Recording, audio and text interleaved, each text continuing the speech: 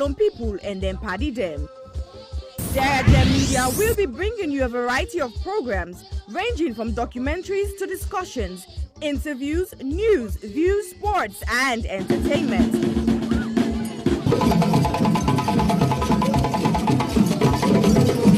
Our programs will contain matters on development, governance, the economy, and issues that are of importance to Sierra Leone. So, no left BNO because we get Bebe program then like salon discussion, meets the ministers, the president's hour, and the Gladi program. Look me, I look you. All this they start soon na www.sierragemedia.org. Now who's tem these?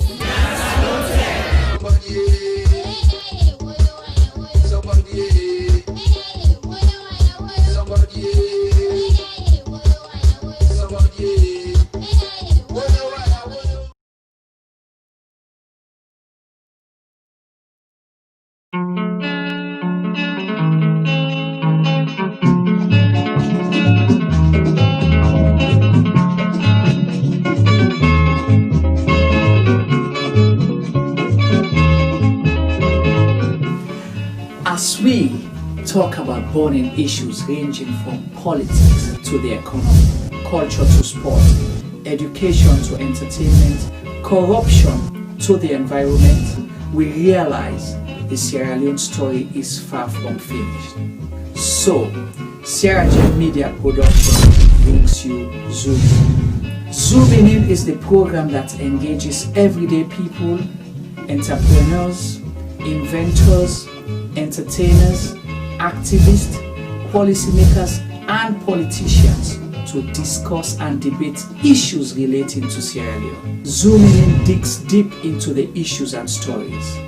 Zooming In ensures the debate is pushed to another level. Zooming In asks those questions that has never been asked before. So, join me, host Chumaba.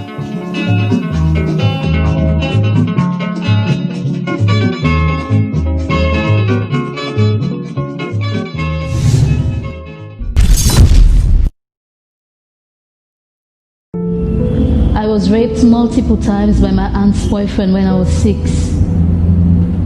I was repeatedly raped at the age of 8 by a close family member. I was raped at 19. I didn't speak openly about it because I was ashamed and afraid that people would judge me. I was raped at age 5 by my caregiver's husband. On June 17th, 2020, 5-year-old Khadija Sakho, a beautiful little girl from Freetown, Sierra Leone, was repeatedly raped and strangled to death, allegedly by her own cousin. Her death shocked the nation. But in truth, in this small West African country, 9 out of 10 girls experience some form of sexual violence in their lifetime. Think about that for a second. 9 out of 10. That's 90%. My name is Aisha Sase. I'm a journalist and activist. I'm joining forces with Idris Elba and other activists from across Sierra Leone to support the survivors of sexual violence with the Survivors Solidarity Fund. Please consider donating whatever you can afford. All monies raised will go to 4 local organizations currently providing free medical and legal services to survivors. 5-year-old Khadija lost her life to sexual violence. That same threat remains for millions of others. So this is also a call for you to use your voice, your power, to draw attention to an enduring culture of rape. Together, we must end it now. My name is Aisha Sase. I am Khadija Sakho. I am Khadija Sakho. I am Khadija Sakho. I am Khadija Sakho. I am Khadija Sakho. We are Khadija Sakho. We are all Khadija Sakho.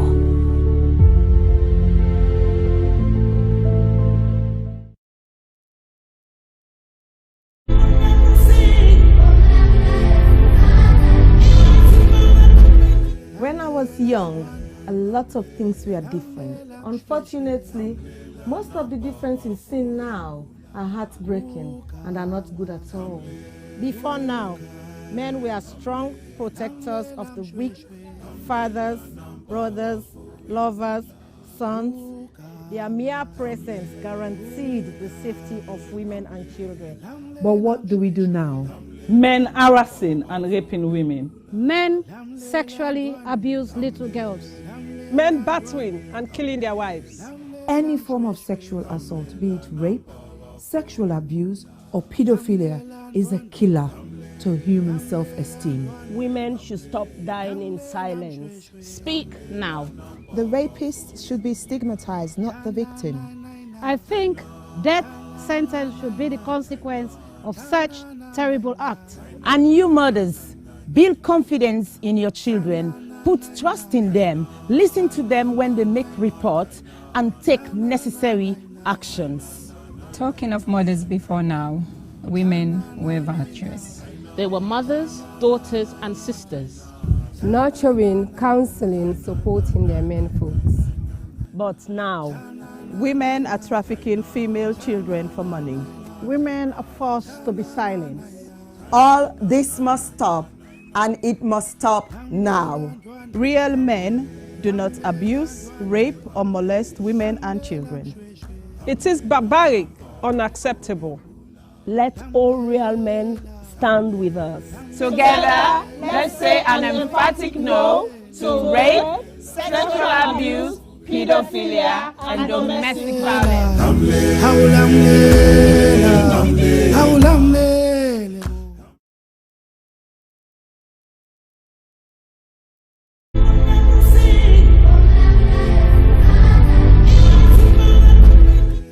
Of all the crimes committed against a person, rape is the one that leaves the person feeling very violated. A rape victim is often left with the feeling that a part of them has been torn apart. To use another person's body and ignore the soul that resides within is one of the most outstandingly shocking crimes that one person can commit against another. Some men harass and rape their women. Some men sexually abuse underage girls. Some men beat and kill their wives. Any form of sexual assault is unacceptable. There must be consent before you act. Being in a relationship is not consent. If they are not sober, they can't consent. Flirting is not a consent. We had sex before is not consent. Silence is not consent. Only an informed, sober, freely given, ongoing and enthusiastic yes is consent. Women should stop dying in silence. A man does not become a real man by physically dominating a woman. A man becomes a real man by loving, protecting, and respecting the woman. Real men do not rape or abuse women and children. Let all real men stand with us. And together, let's say no to child abuse, no to domestic violence, no to all forms of rape, being it spousal rape, intimate partner rape, child sex abuse, statutory rape, date rape, serial rape, and gang rape. We must rise up against this ugly trend. Justice for one, justice for all. All sexual assault must stop, and it must stop now.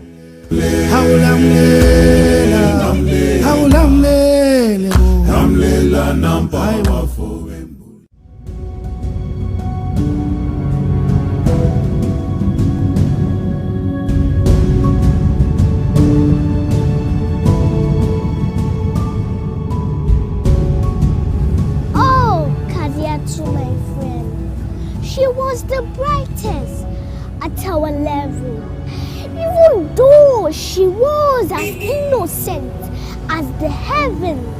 That did not stop Papa Abu at age 57 to ask for her hand in marriage as she turns 11. Her parents, being naive about this rage, tolerated this marriage, and this destroyed the hopes and dreams of Kadiatu to live like it in Seattle.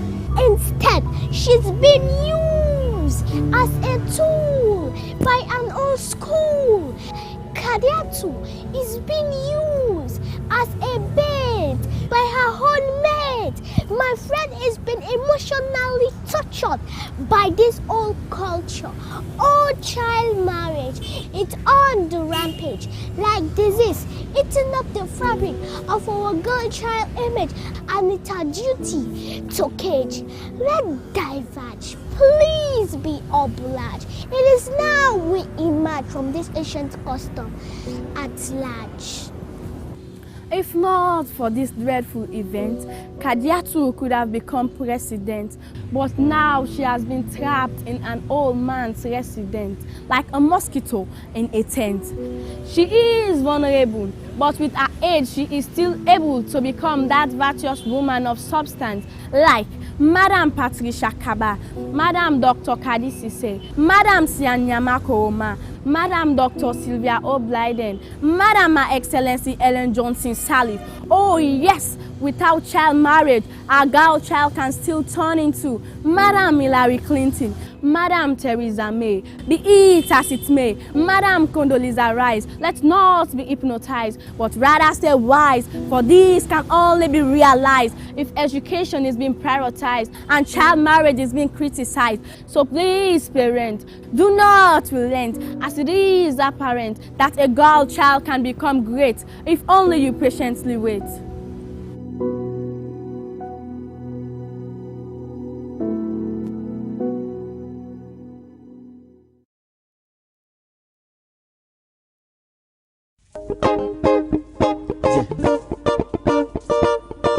Famous. No, yeah, yeah, See, where are the sing so good? Now me know how to feel. Where are the sing so? Now me know how to feel. Ain't God, you just see them the millet. Why she comping just a better? You see them no more the millet. Why so the man to return for? How you gonna live this life just for the fella another person now? How you go live this life just for the fella you brought them in down? Ain't God, yeah, lily, lily, yeah, yeah, lily, lily, yeah, lily. See, yeah, yeah, lily. Oh God, this thinking make I wonder. Why me no for carry gold? Hey God, this thinking make I wonder. Why me no go get AI? This thinking make I wonder. Why me no go get say? And God, this thinking make I wonder. Why me? Where you know say some man them get seven, them get sour, right around them ways. Oh God, some man them get smelly, them get tutu. Where you know go know famous. I don't know who I have forgot. Now this wall we're full of wickedness, yes. I don't look left and I don't look right, but grandma can tell me say some problem can there. Now for look under your foot, look under your foot, look under your foot, mama look under your foot. Now for look under your foot, look under your foot, yeah. Look under your foot, mama look under your foot. Oh God, this thinking make I wonder. Why me no for carry gold. Hey God, this thinking make I wonder why me no go get your air. This thinking make I wonder why me no go get share. God, this thinking make I wonder why me when you know say some of them get similar, them get juju right here on their ways. God, some of them get tighter, them get severe, where you no go know. Hey, famous.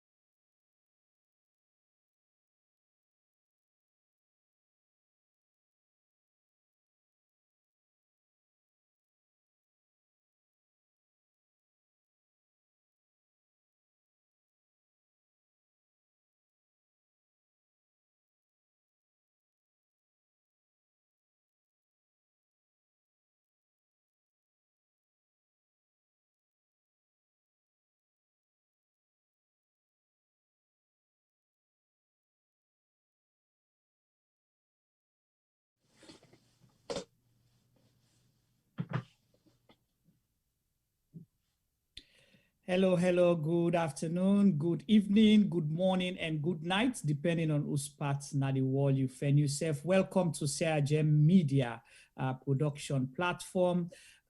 We welcome una, we viewers them, we guest them, and everybody with the watch we around the globe. We appreciate una very much. Today na another Wednesday of the Big Sierra Leone Debate. We usual program. Usai we get sometimes debates, sometimes discussions on issues we surround Salon Africa, because we say this platform na African stories told by Africans. So we the shape we own narrative, we narrate them and keep we all inside the conversation. And we hope that today una say go join we and give una your opinion, and hopefully if you're able for call, if we get time, you can call in and chip into the conversation, because without una we not get a program and the program not go sweet.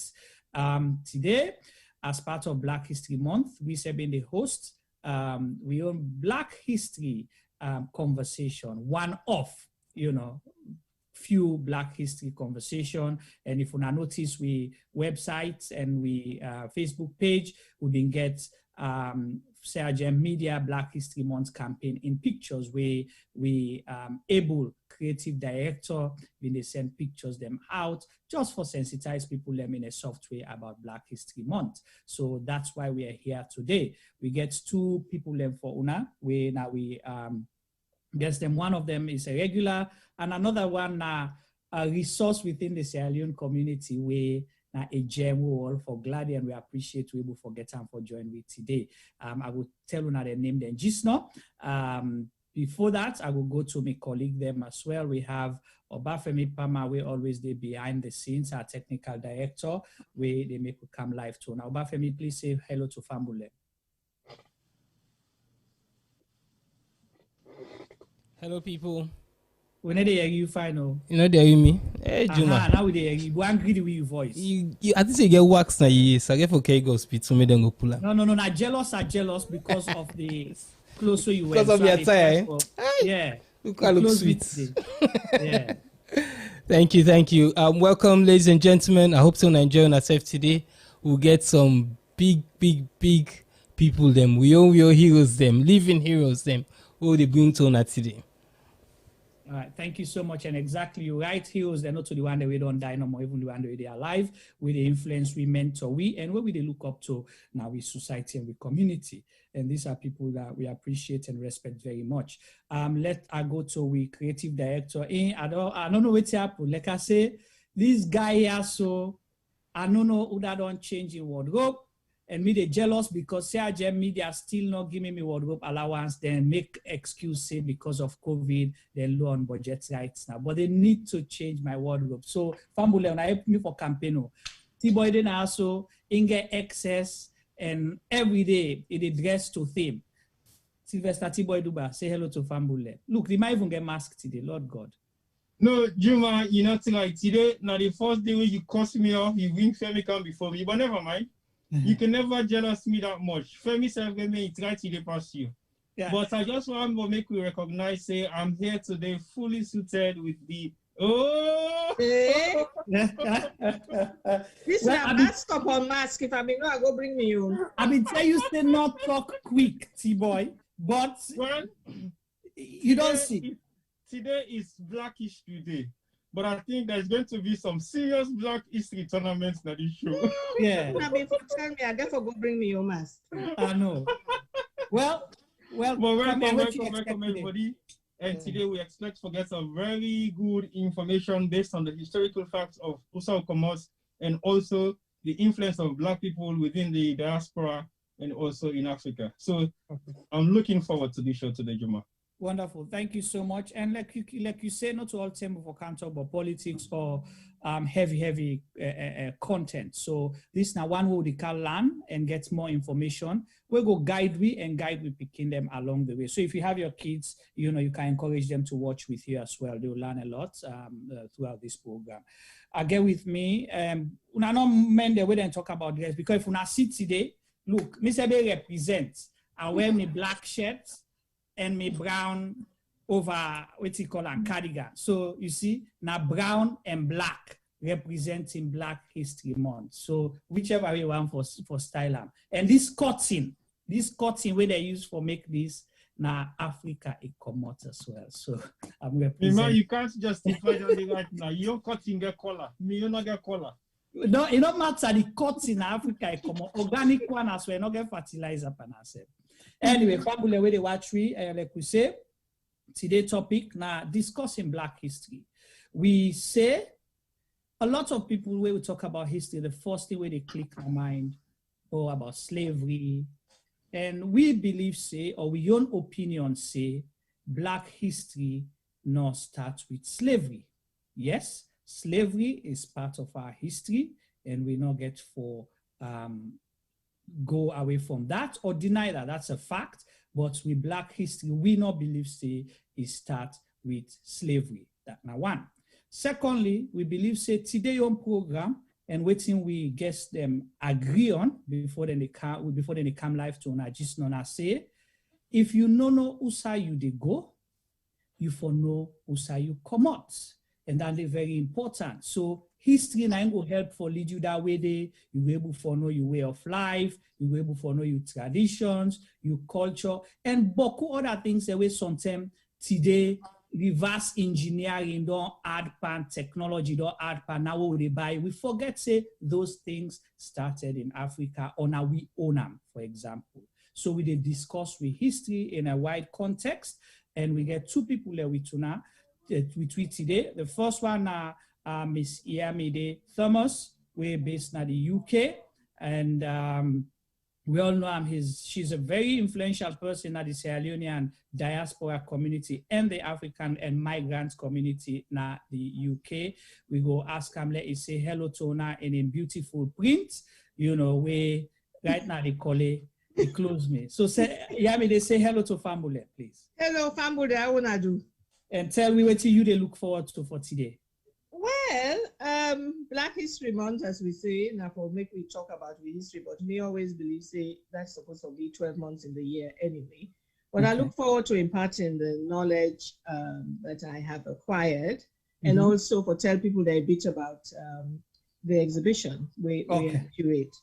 Wonderful. So the package is big and important. It gets a lot for share with today, and it go direct to something else. We'll go look and be amazed and learn from one way in the UK. The other possible gets Naya so between a regular Naya, the Cow Footprints, Yusuf, Jallo, always representing a just and T-boy them dress competition and T-boy make mods, then Yusuf just wait last minute. They don't go FIFA for I come. Yusuf Jallo, the Cow Footprints, welcome and welcome to CRGM Media. Yes, it's good for seeing all fumble them on a kushe.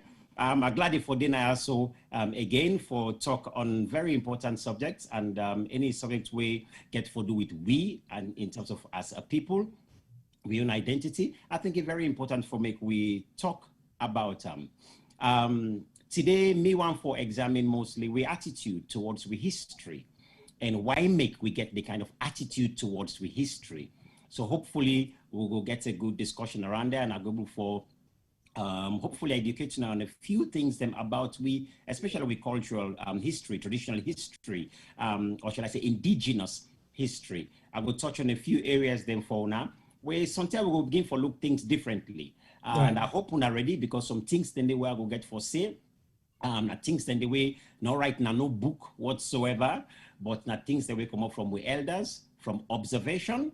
And so I know they begin quote no it's man, I know they begin quote nobody at all for say this, that, no. What here I go all they talk about things we based in with culture, we based in with grassroots and we people and know for long. Some Wonderful. Things then they will left quiet, but some things then they will bring forward for begin take place on our interest. Thank you so much, Yusuf Jallo. I know, say, as always, Yusuf not they disappoint, and you know, and they disappoint at this platform. So we look forward to the conversation we go make. We all learn in the process. And you really watch, please feel free for contribute whatever Yusuf want for add follow. We learn from maybe connect two-way traffic. We will start straight to Iamide Thomas.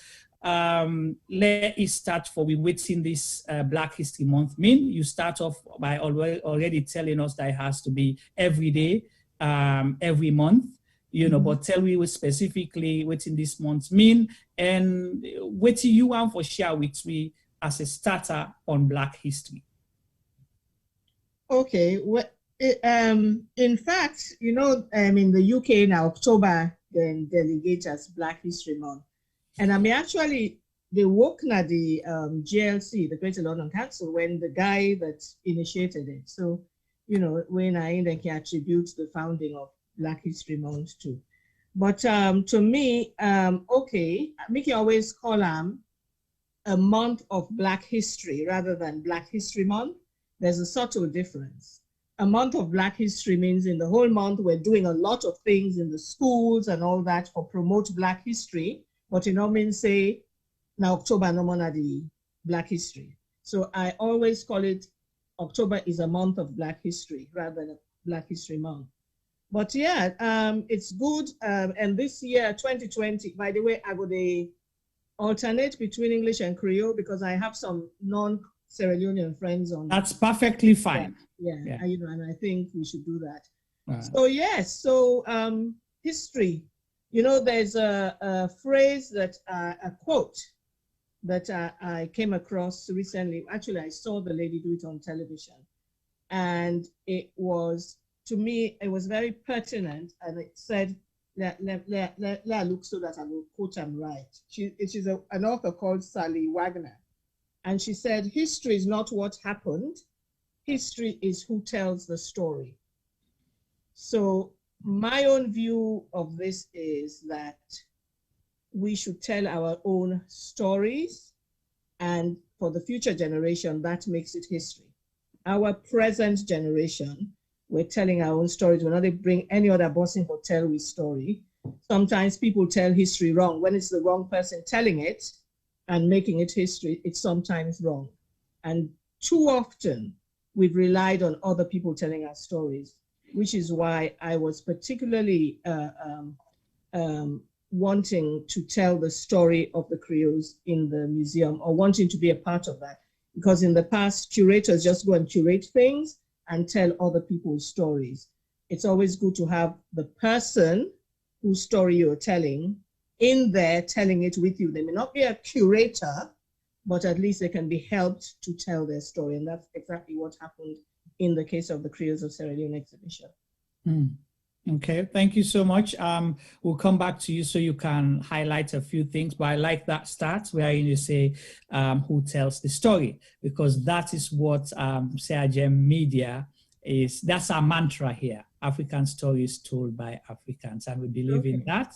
And we're not saying other people are not going to be part of the storytelling process, but the narrative. So Yusuf, I'll come to you because before we come online, I asked a question. So that would be my starter for guide you into the conversation leading to within Iyami. They say that whose narrative, whose history are we telling? Would I write now that in history would they narrate? Now we own actual history, or now we other person write and say this, and we hand over to our history? Well, I think it's about acknowledgement as well. What history, what story do we acknowledge? What story do we accept? Now, that comes from a few different things. Number one thing I'll say to you is this, that they have said our people are illiterate. They. And that is, yes, I use the word they. Right. And we have adopted it as well to say that generally the African man below the Sahara, sub-Saharan as they would say, is illiterate. And we have linked the literacy to being intelligent. And that if you are not literate, you're more or less assumed to be unintelligent. And that's a very white colonial kind of way of looking at things. Nothing could be further from the truth when it comes to the African perception of what literacy is really is. And I've argued this before when it came to the Fula people, for example, that the Fulas have been literate long before Europeans came to Africa. Not only that, we can take the Yoruba people. They have been literate long. So in other words, they had documented history. And maybe I'll explain that a little bit if you want me to explain what I mean about that. Now, literacy, according to the white people, or European people, if you like, they say it's just about reading and writing. I push it further. I say it is about communicating. That's really what it's about. It's just about communicating, documenting. That's really what it's about. And if that is what it's about, then we got to ask ourselves as African people, have we not documented stuff? In fact, Africans have documented so much that the idea of writing alphabets is primitive. Because Africans documented even with the kabaslot and kotoku that you wear. With my ronko that I wear, I will be communicating. With even when the women braid their hair, they are communicating. They have messages that they pass. If you are a proper society man, there are things you know you do in society that you are communicating, you are telling people something. We are well above the idea of just writing letters. I will take you to prehistoric Africa and you look at every single artifact, as they will call it in English, to the artifacts, as you say. They are communicating, whether it is stuff for ritual or whether it is stuff for just for the purpose of education or for crowning our kings or queens. We have things documented, not 50 years, not 100 years. Africans have stuff documented thousands of years. I just read a book called The Underneath of Something. I've got that book here with me, which talked about the Mende towns and how the Mende towns were organized specifically passing information. Specifically. So when you come to the town, you know precisely where the kitchen would be, where the burial grounds would be, where the sacred places are, you know, and it is organized. So it is all organized and planned. Absolutely. So now, so when we're talking of African history, all of these come into play. But what has happened is what we call ideological subversion. So those who have come into our country have come and told us that there is another way else that we should do things. And it is only, of course, for their own benefits. So they have told us that everything we had is barbaric. Everything we have is juju. I am wearing this. Every Sierra Leonean, when you see this, what do you think? When you see this, what do we call this? You know, Alpha Manbo, Right. Man. Right. We call it jege. Yeah. When we look behind here, we see the Bondo masquerade. We call it devil. Right. We call it devil. Who called it devil? Who called it devil? And I keep hearing Sierra Leoneans say it all the time. The devil, the devil, the devil. And I cannot tell you how much I cringe inside. They have names. Okay.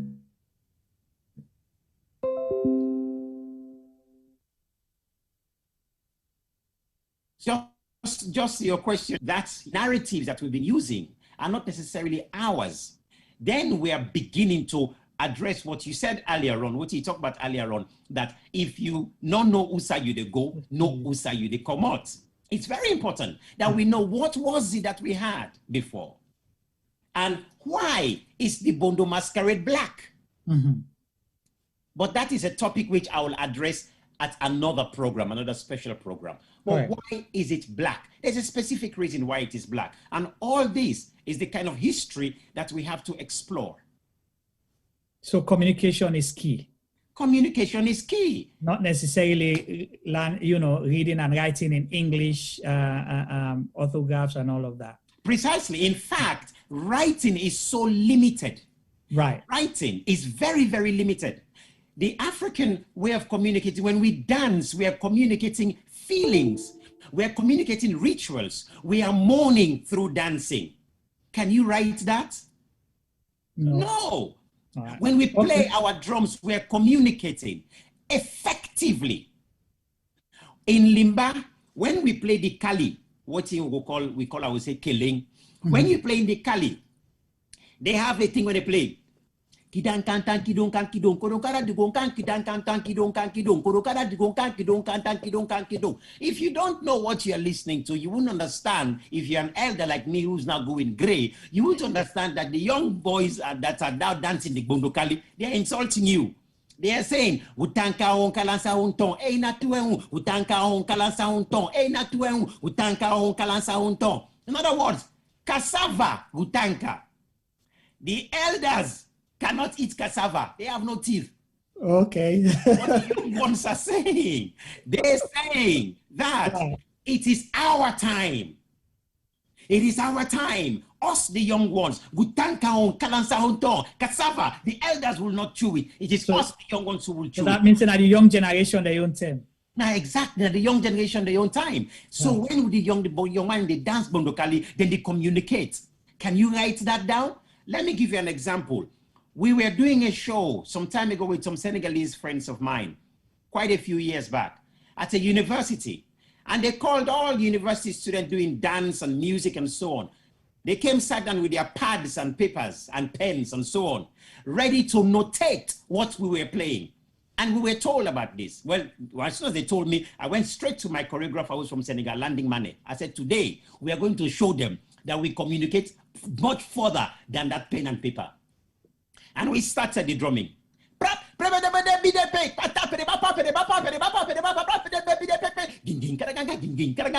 Now you people sit down and notate that one. They put their pens in their mouth.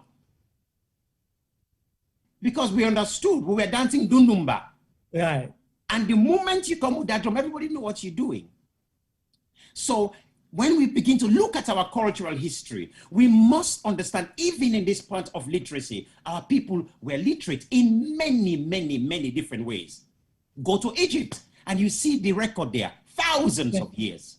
When they come with Yusuf Jallo, like we say, yeah, we know they disappoint, and when I don't hear how they don't open the platform, I'll go back to Iyamide Thomas, and she started the ball rolling, and that was the catchphrase there, who tells the story. So Iyamide, you hosted an exhibition, correct? The Creole exhibition, one of the museums in the UK. So tell us a little bit about that, within the reason behind, that exhibition, and waiting at the story where be the try for tell, waiting be the try whose history be the try for communicate. Okay. Well, Yusufu, where you don't take long so for tell do your introduction. Maybe I will try cut me on because I want to hear more of you. But right, I see they take notes. No, but una for no say, I don't sort of prepare waiting I want to talk about. So exactly. But as Juma says, so I'll just go straight into, so yeah, Juma, you yes, please go ahead. Time for just go straight into before the questions, right? Yes. Yeah. All right. You asked me, waiting I do and all that. So waiting I will talk about today, folks. And for the non-Sierra Leoneans, it will give you a chance to learn a bit of Creole. My Jamaican friends, Patois, Unago Yeri, okay. Yeah. So I'll be talking about the Creoles of Sierra Leone exhibition, and that's an exhibition I initiated and co-curated at the Museum of London Docklands. So what I will talk is how it came about, what inspired me for do that the exhibition, the launch, and the importance of knowing one's history, heritage, and culture. And more importantly as well is pioneers who were people from the Creole ethnic group, which is the Sierra Leonean ethnic group. Now, I watched what Sierra Gem Media, the way they advertised this thing today was Black history does not start or end with slavery. And to know where you are going, you must understand where you're coming from. I think we've said that a few times today, and that was one of the key phrases at the exhibition. If you don't know Usa you they go, no Usa you come out. It's always good to know where you come from. Well, the history of the Creoles, and I will describe who the Creoles are. Sadly, the Creole ethnic group actually started with, it was slavery that brought about the Creole ethnic group. That's not to say that the people who were enslaved did not have a history of their own. Obviously, we had a history. long before the white man went there and started capturing us. But as far as I am speaking today, I am speaking about the Creoles and their history of being Creole started because of the heinous crime of slavery. Yeah. So I am sure when Yusufu comes on, he'll tell you a lot more about things that had nothing to do with slavery. Black history is not slavery. Right. But in the discussion that I am going to do, the Creoles actually are people who were previously enslaved. Now, the exhibition, one of the reasons why I want to make sure, say, Sierra Leone come into the limelight, and for a different reason than Ebola, the Civil War, go in the street and ask anybody here, have you heard of Sierra Leone? The next thing they go think of now, amputees, Ebola, more recently the mudslides. And I've been one for give a different perspective of Sierra Leone. Okay. I've been want to make people that know something else about Sierra Leone other than, you know, Ebola and disasters, you know. And what happened, the Museum of London, Docklands, then get a gallery in a London Sugar and Slavery Gallery. That's a permanent gallery there where they tell the story of London, how London was involved in slavery and how sugar played a part in everything, because that's a commodity where we ancestors them in the go, you know, and farm, you know, and the enslaved people then. So that gallery, they get a temporary space at the back where then can they change the display day. And I just thought, you know, really Creole history fits into this. Then don't tell the story of how they go catch we ancestors and carry them go Jamaica, America, and all the places and do the sugar and bring and come the white people. Then sugar was such a valuable commodity, only the rich people could afford it at the time. And just as a passing point, and when they eat the sugar, it stains their teeth. And do you know, poor people used to deliberately stain their teeth so that people go remember, say they're rich and then say they eat sugar. That's just a little thing I've thrown in there, yeah? People used to, yeah, so that's just a little thing I've thrown in there. Anyway, so yes, so the story ended with abolitionists, people that would fight for freedom, for, you know, of the enslaved people then, and the end said and send them go province of freedom, and that was it, yeah? So the application or the proposal where I put to this gallery is, look, when I don't tell this story, say London, sugar and slavery, but una not talk what happened to them people that were una send go salon to the so-called province of freedom. Mm-hmm. Then descendancy of the African American, Caribbean, African, they won't have been Kelgo, you know, all the people that we've been dating, you know, not tell what happened when I resettle them na freedom. Right. Because now them people then we then begin resettle them from 1787, they became the Creoles, you know, the people that we then begin resettle back na Sierra Leone. So now so Creole dom begin, and so Creole, you know, the whole ethnic group begin. But one thing I want to talk before I go into that, Creole people then, they're Sierra Leoneans, where they may also take when are the indigenous, you know, if you do your DNA, I can tell people if you do your DNA, you know, where you go, you know, where people they go test for suicide and come. Correct. You know, they're not going to return the paper and say you're not Creole. You will get any maybe Yoruba and any of the other places in Africa where they'll take people, and you go even get some of the indigenous Sierra Leonean tribes, Mende, Timni, you go get that. And so I can always say, please, you know, Creole is part of Sierra Leone. Creole, some people that when a Creole might have indigenous ancestry. So this whole division about Creole, non-Creole is it's a joke in a sense, really, if you really want to go down to the nitty-gritty. Yeah. Anyway, to go which I want to say, the Creoles then have 4 groups of people. Then we get the first one that we come from England, where we call the Black Poor.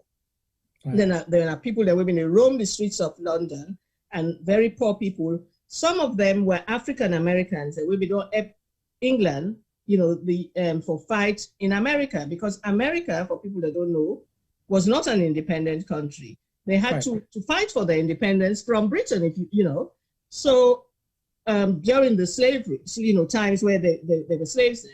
So, but the British people promised the people who were slaves, if you can't fight on our side, we go free now.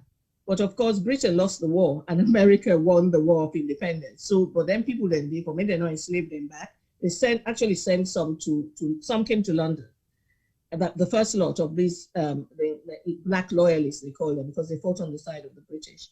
Now, some of them came London, but when they came London, nobody knows that they were poor. Some other people that came London were people who came to serve, black people that were living at the plantation, but some of the slave owners brought them here to work with them. But they all became very poor, and they had, there were a group of people who thought, you know what, let us see if, sponsor these people and let's send them to this province of freedom. Let's send them back to Africa. So they were the black poor. Yeah, so they went and were the first people resettled to Sierra Leone. That didn't work. Some of them died, some disease. The town was Granville Town after Granville Shop was burnt and all that. Yeah, so that didn't work. But about 60, after about 2 years after 1787, only about 60 of them remained. And they also faced being enslaved because slavery was still going on. The ironic thing is free people were going to Sierra Leone, but slavery was still going on. So they stood the chance of being recaptured. So that's an interesting, dynamics there.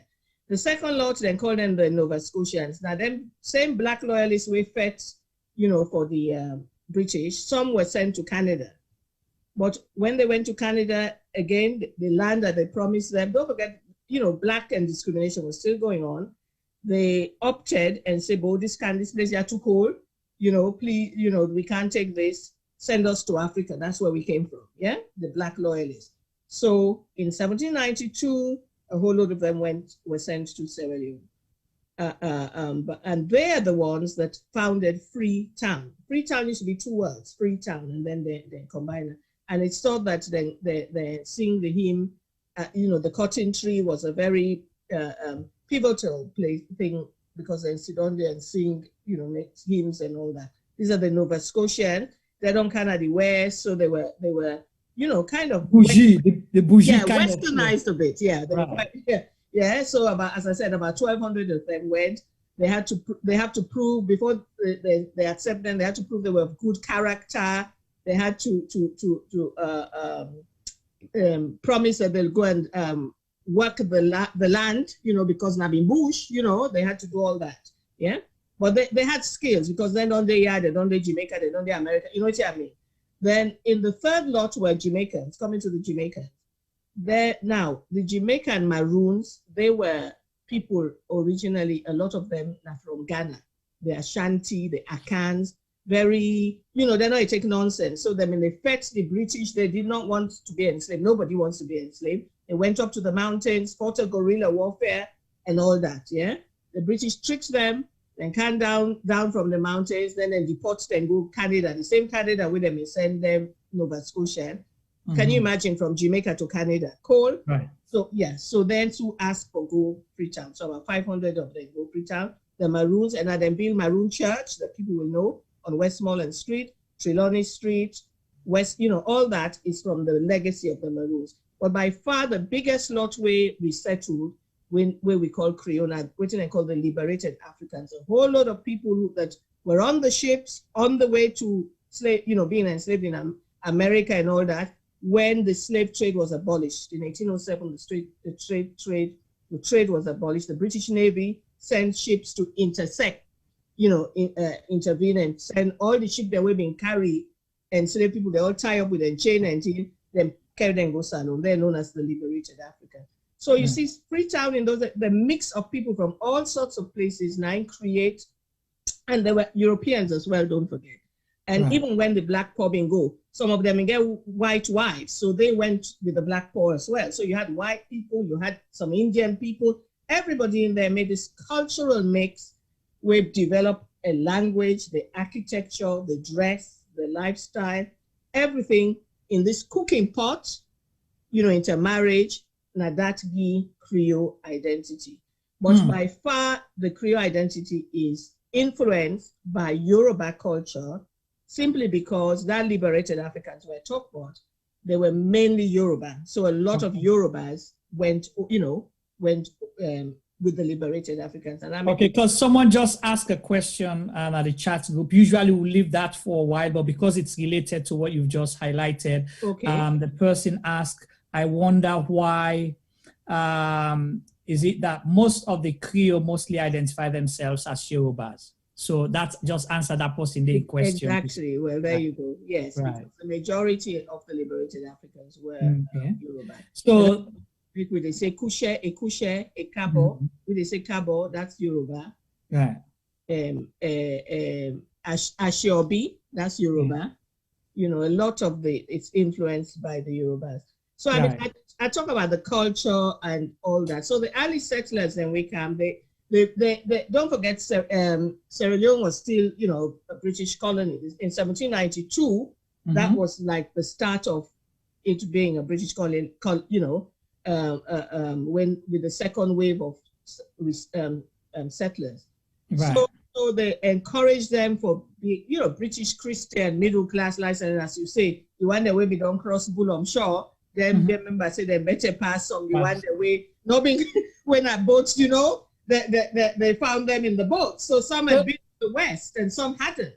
Now imagine mixing all those people together and say get along with each other. Of course they didn't. Some, but I always say it's amazing that to a certain degree, people, they got on because these are people where they're not going to talk. Even on the liberated Africans, they weren't speaking the same language because you get Yoruba, you get Igbo, you get Mende, you get Timini, you get Aka, all kind people. But as I said, the Creole language evolved from the Yoruba, some from French, because trade been going before this, slavery began. They were trading with people along the coast. So that's how, the Creole language evolved, and it's the lingua franca of Sierra Leone. Most people speak Creole. So I can always say Creole is what unites us, actually. So please, let's not be divided. Now, any other questions? Yeah. Well, I'll come back to you later. Thank you so much for that general perspective. It's been a learning process and recap for a lot of we as well. And so we know was surprise sometimes where people go here, Maroon Tongue, Koso Tongue, Moritown, all of those things. So una way sometimes they surprise side and name, then they come out now. So then they put people in these as well as Africa generally, because you take people they not sabi themselves, you just go dump them together without any orientation, no guide, nothing. They expect them for cohabit and survive. So you already don't begin set them up for issues. So we wonder why sometimes we ask ourselves why make Africa not able to take off yet. Possibly these are some of the reasons. I don't know, but Yusuf go talk more a little bit on that. So Yusuf, you know everything Iyamide narrate and waiting yourself talk. How you go mix and match down there for let we get a middle ground, because I talk about the Yorubas, the Ghanaians, and also the Creole, the Sierra Leoneans, indigenous of the Salon people or people who be in that place where before them call and Salon, where possibly them in capture and Kego. So how you able to bring that to let people understand? Okay, really good question. Thank you so much, Iyamide, for the wonderful, kind of really good recap we don't get away with reference to Sierra Leone. And Sierra Leone as a country, waiting and carve out what we call Sierra Leone is really unique because, we now about the only country we get this kind of deal, which I then return so many people from so many different cultures then and can't put them all together. Well, we all together in a way. But at the same time, it's quite rich. It's quite rich. This is one of the unique things about the history of Freetown. Freetown are the one city where you go into, You yeri Yoruba, yeri Spanish, yeri Loco, yeri Timini, yeri Lebanese, yeri this, yeri that, yeri Jamaican. We play this music, that music, all mixed together. The oldest church in Freetown, the Maroon Church, look at it up there. You see, so then they make Freetown quite a unique city.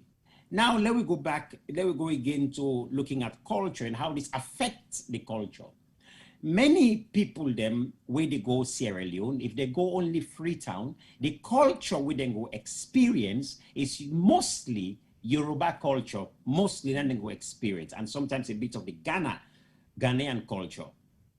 And that's a to and fro, okay? So if you ever don't watch Gelede, now Yoruba culture you don't experience. If you don't ever watch or listen to Ero, okay, some of you now we young, you probably won't know this, but some of us who are older, who grew up in Moritown, we would know what Ero is.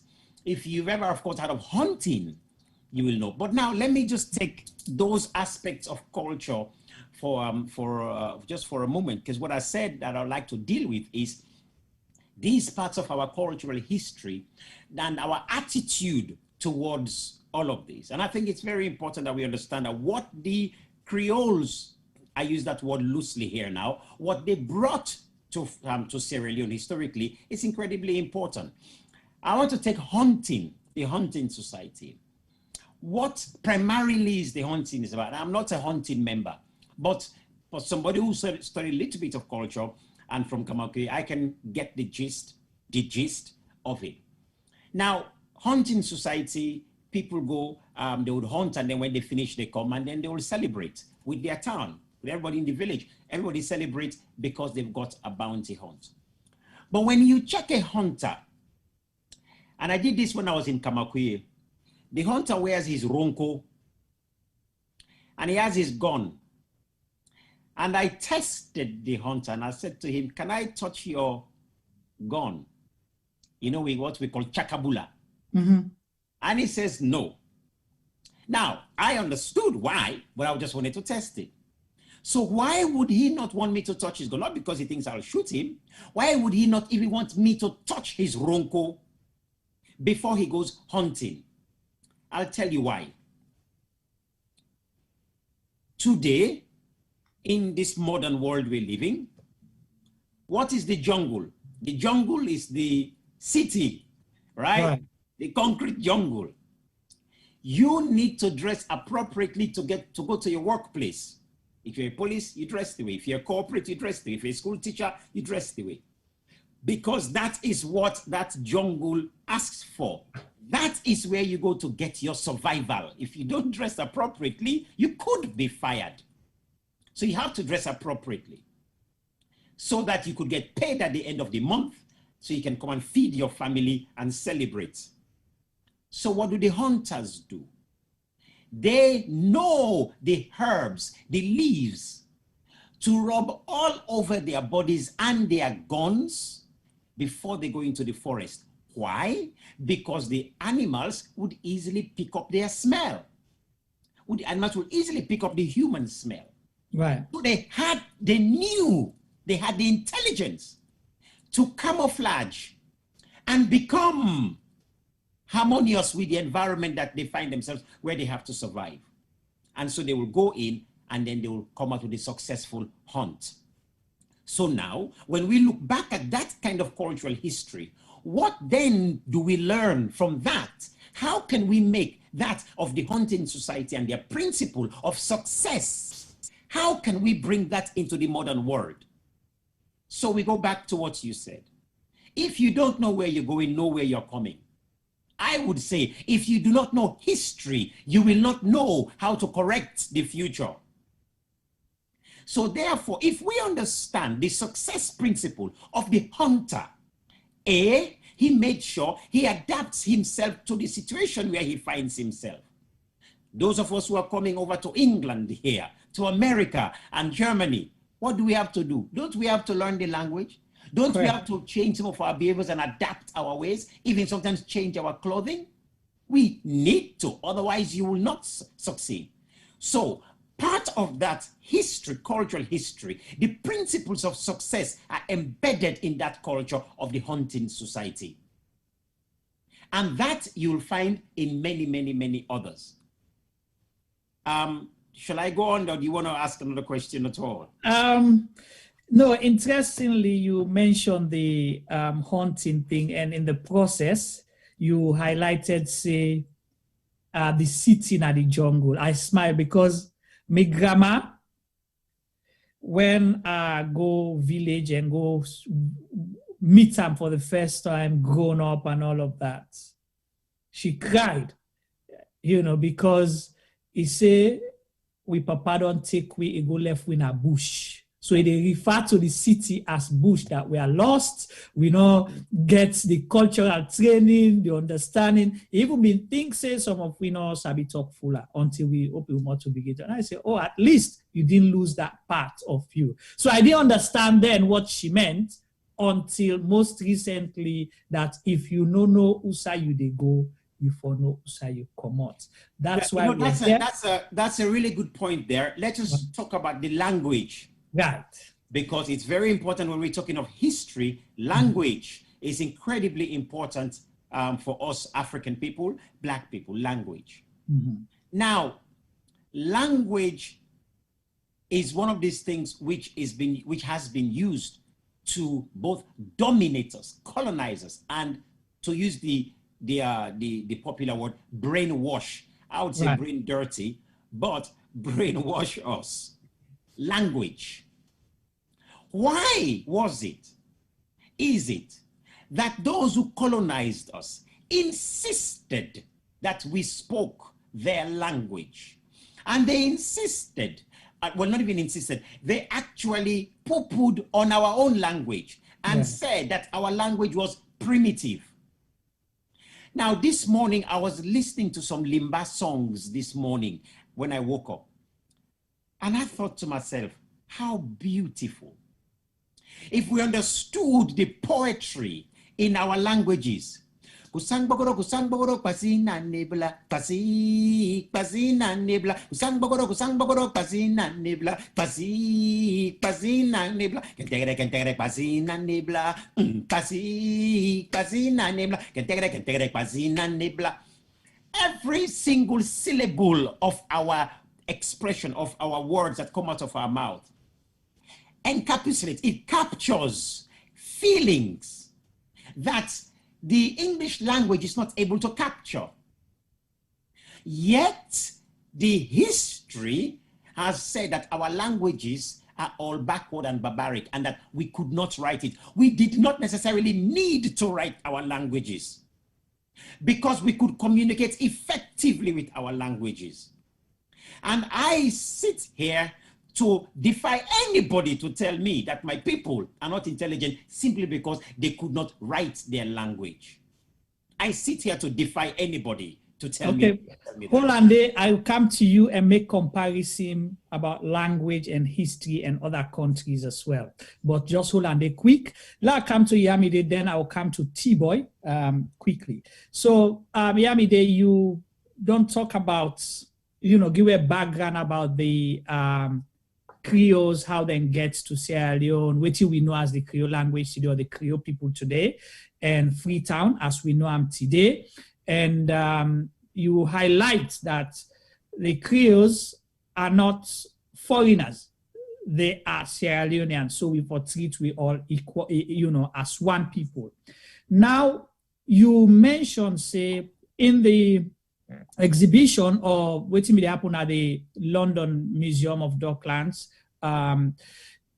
they don't talk about all the history and Kegodi people.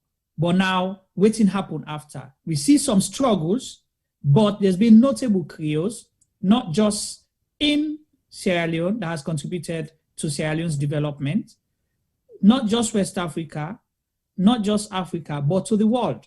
So share with me some of those, at least if now one say if you want for pick first from the kitty and share with me one notable Creole person. Or if you want to say, just highlight on something with Yusuf talk about before you go to that. You are muted right now. Hello? You're muted. Yeah. Go ahead. Yeah, we can hear you now. Yeah. Okay. So Creoles in the exhibition, we get a section we say notable Creoles. Now, one of the things that we I make that exhibition, they show is that even amidst the horrors of slavery and the repatriation, for want of a better word, of people back to Sierra Leone, they were able to show a resilience and survive. Basically, we are the survivors. Look at it that way, and we're the legacy, but we and the descendants were the survivors, and those descendants made good of themselves. Let me give you an example of one of the notable Creoles covered. He's called James Africanus Houghton. Yeah, this is a man that was born in 1835.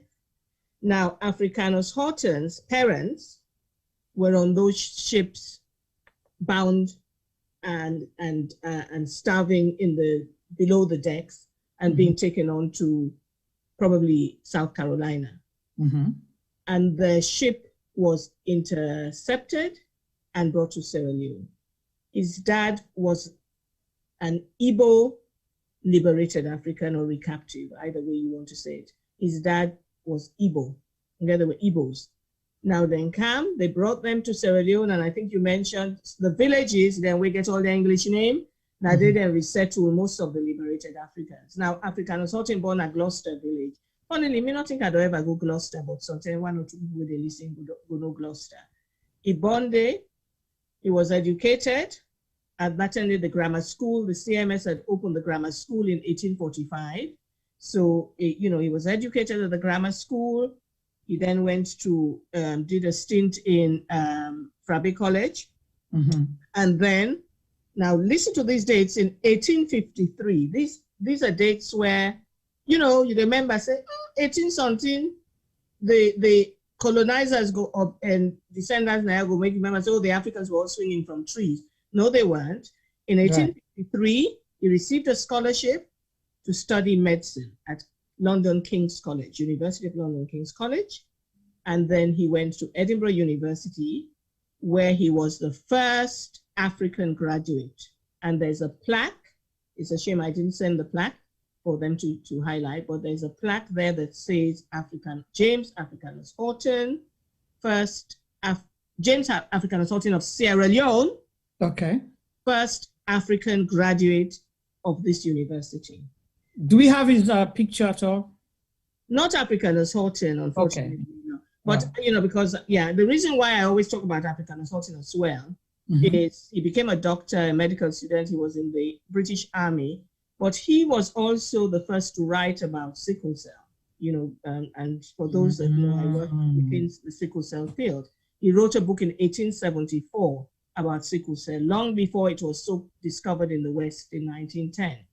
So I wanted that in that museum so that people could say, one, I wanted them to know about sickle cell, but I also wanted them to know that Africans were discovering things. I'll talk about another discovery that people don't know. I'm sure a lot of us don't know about it, but we know the man.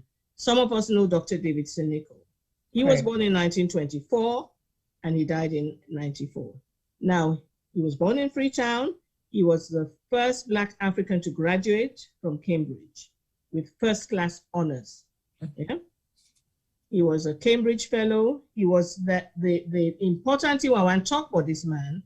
When he was doing his PhD, he was the first to analyze the breakdown of insulin in the human body. Now, when I say insulin, people that are diabetic go know that. Know about insulin, because diabetes now it's a condition where rampant, very prevalent in us Africans, probably because of what we eat and all that and our weight, right? Now, because of that finding he did during his PhD at Cambridge, that was a breakthrough for the treatment of diabetes. Now, this was in the 1950s. He didn't get the Nobel Prize. His supervisor got the Nobel Prize for that. David Sinico was the first African principal, the first Sierra Leonean principal at Frabe College. So, so Sierra Leoneans, and he would have descended from liberated Africans. The bulk of us from Sierra Leone Creoles descend from liberated Africans. But I just want to give you an example, and I wanted the world to know that there are people from Sierra Leone who did world-class things that are impacting out of Sierra Leone. Right. So, yeah, I wanted people to know that. And people ask, why are you proud of a slave history? Caribbeans ask that because, and a lot of people, we remember saying that we sell them. You know, you have people who come from that angle when they see Africans, you sold us. Now, that's a whole new conversation. Right. But what I wanted them to see was that, especially the young people, slavery has its impact and it's still being felt today. And that's probably the reason for a lot of the problems of Africa and, you know, beyond. But I wanted to show that aspect of the resilience and that we are the ones that survived. Wow, interesting. So Wido Yeri, Africanus Hutton, David C. Nichol, two notable Sierra Leoneans, possibly them, you know, fumble them, get slavery origin, but then born as alone, get scholarship, go study, and contribute to what we they benefit from today. Sickle cell, where we already talk about and they deal with today.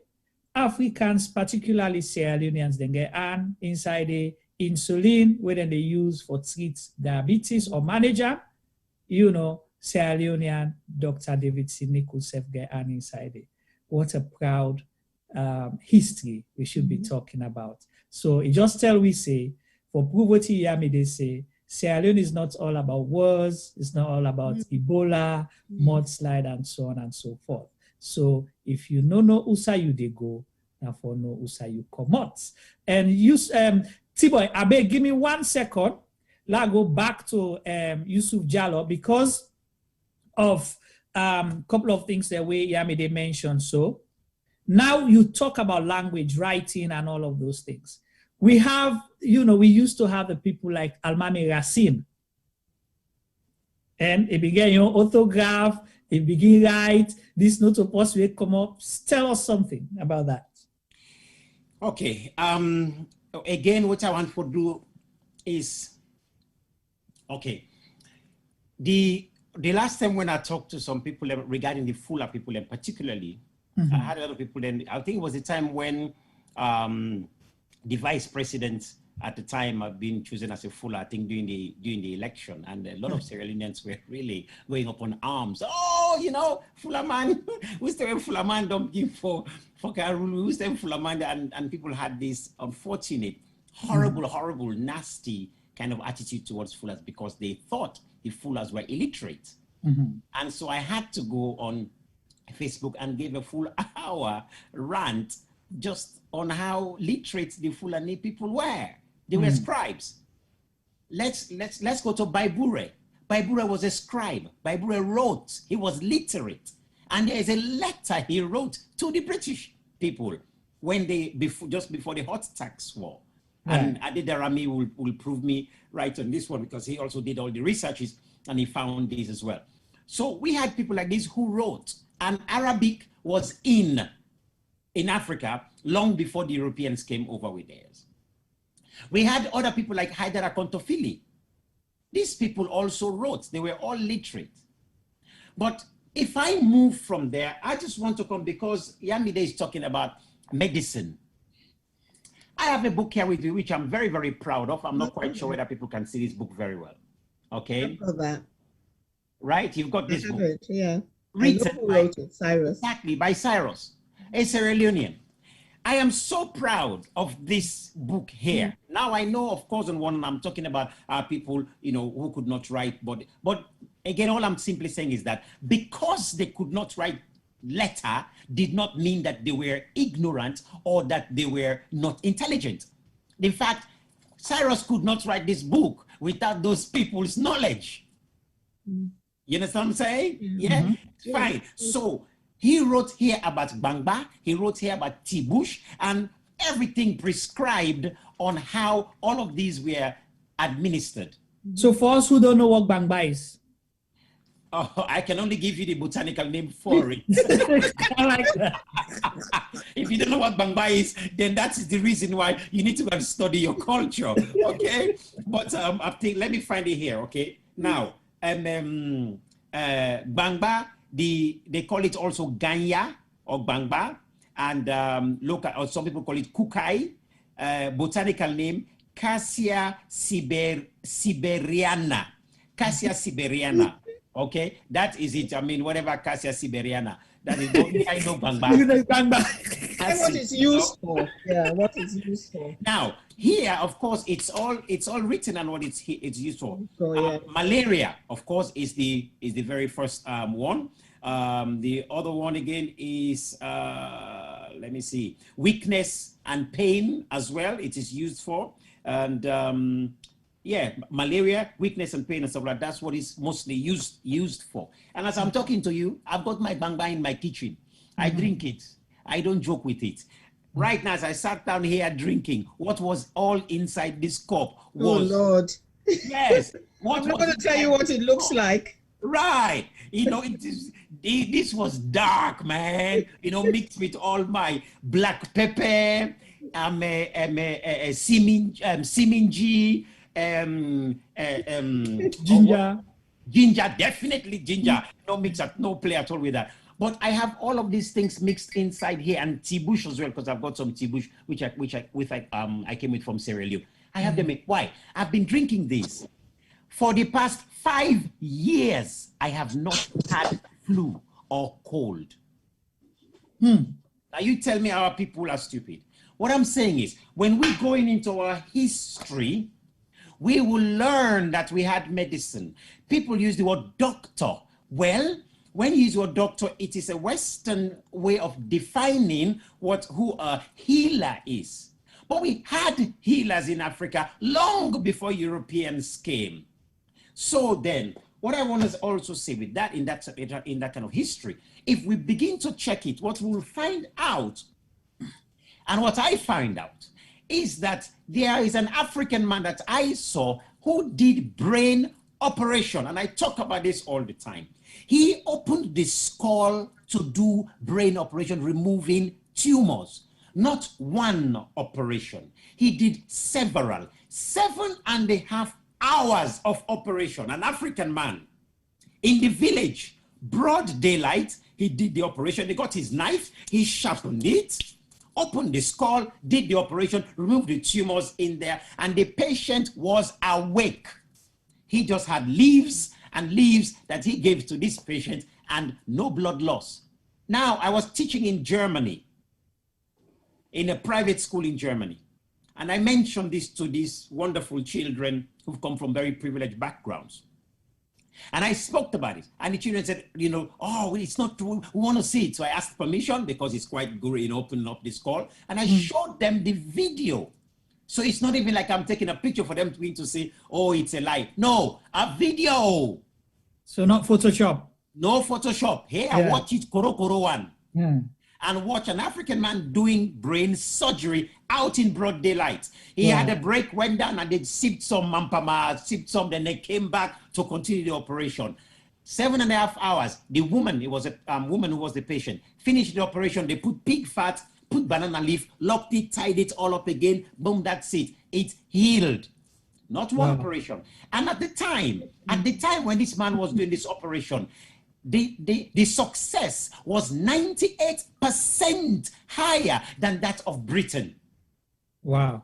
Fine. Well, when I showed this in the school, the young people said to me, it's not possible. It's barbaric. Yes. How is it possible? Because the white man, of course, the white man who's there documenting is calling witch doctor, the witch doctor. We all hold our breath at man's audacity, at, you know, everyone in the hands of this witch doctor. Well, I showed the children. I said, look here.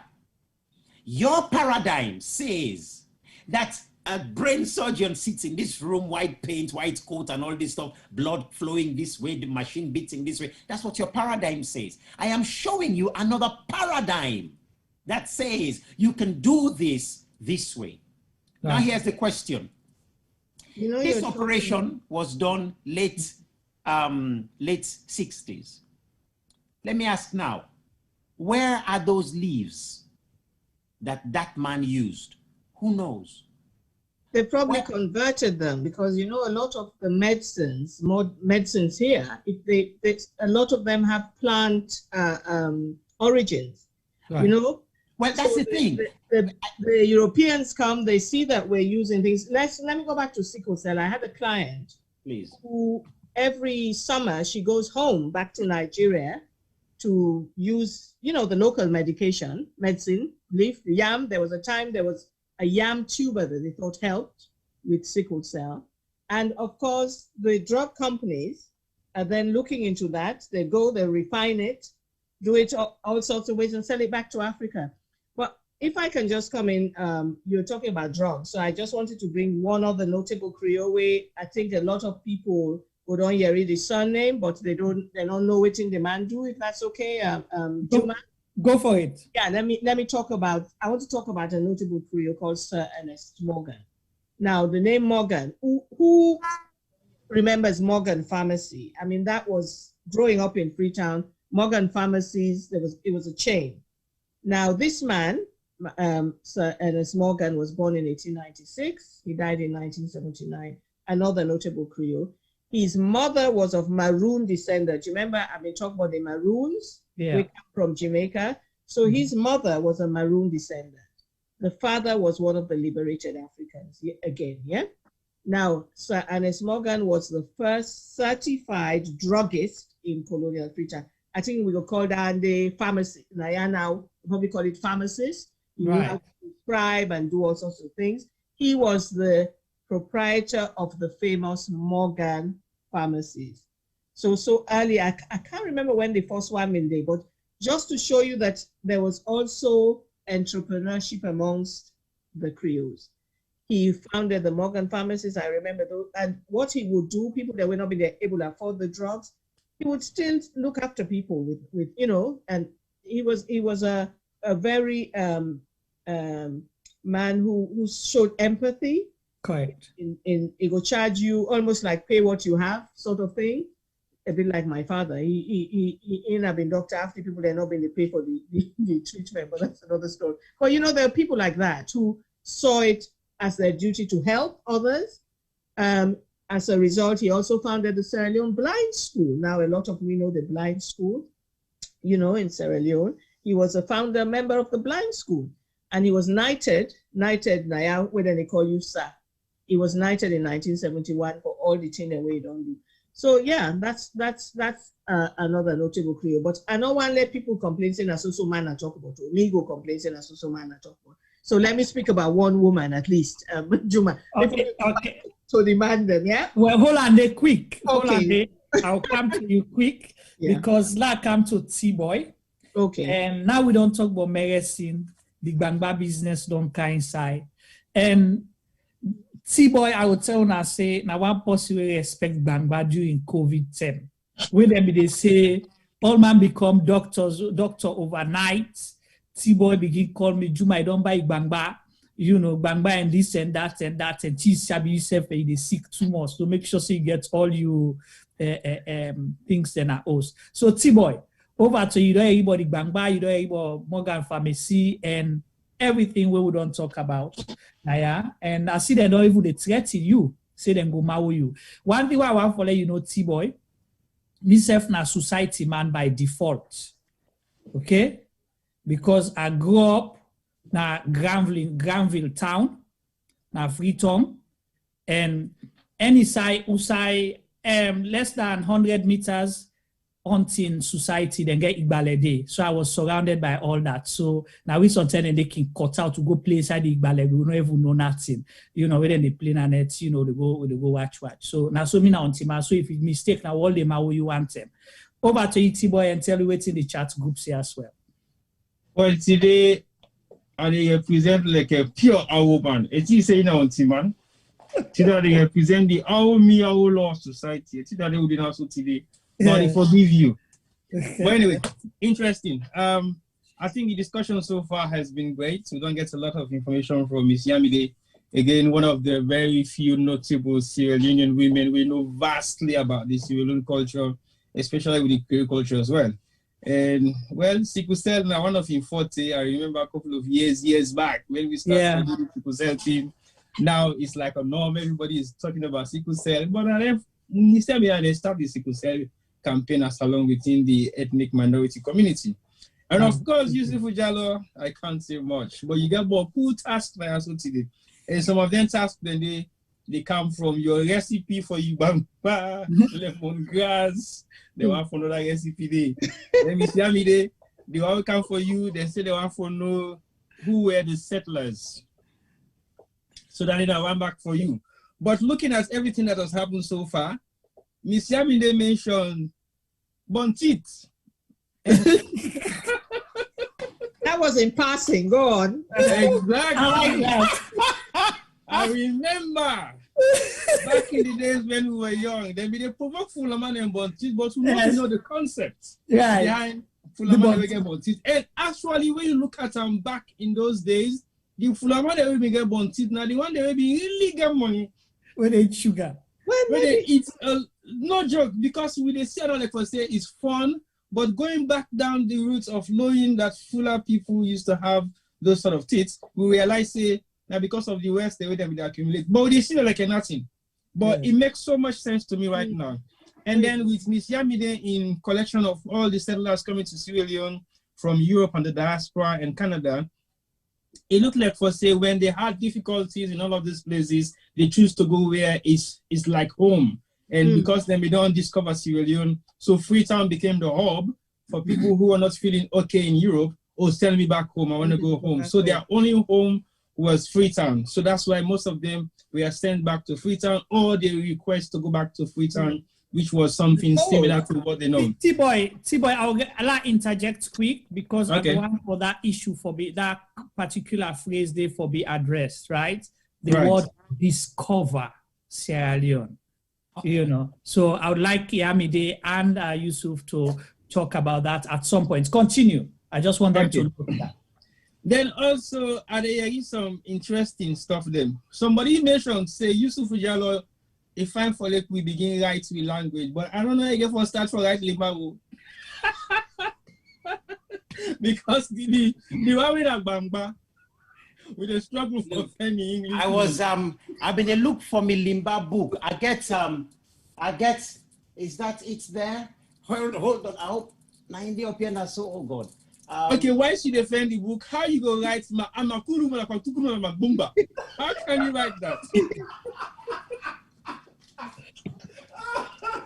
So basically, I understand the concept of not writing our languages because some of the pronunciation in our languages does not really come with any form of spelling. So basically, we rather just listen to the sounds and make interpretation, which could be the very first thing Yusuf said, civilization is not just about writing, it's about communication. So basically, when you communicate well, you can reach out to a wider audience. I remember back in the days when the millennium was fast approaching, me and Yusuf did a project on schools based on the concepts of millennium. And Yusuf was actually teaching people how to communicate in drumming. And I find it very fascinating. This is not like 20 years back before the millennium. And Yusuf was using drum to communicate. And the kids were not understanding what Yusuf Beter was saying. So he sat down and put a drum, I love you. And he goes, boom, boom, boom.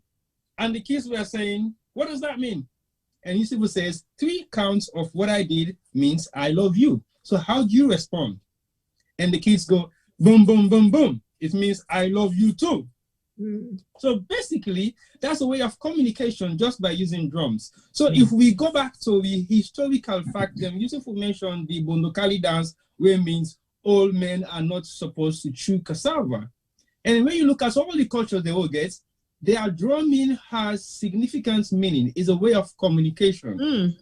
Yeah. And what Yusuf would say again back 20 years ago is how you communicate, what you say is different from how you say it and what it means.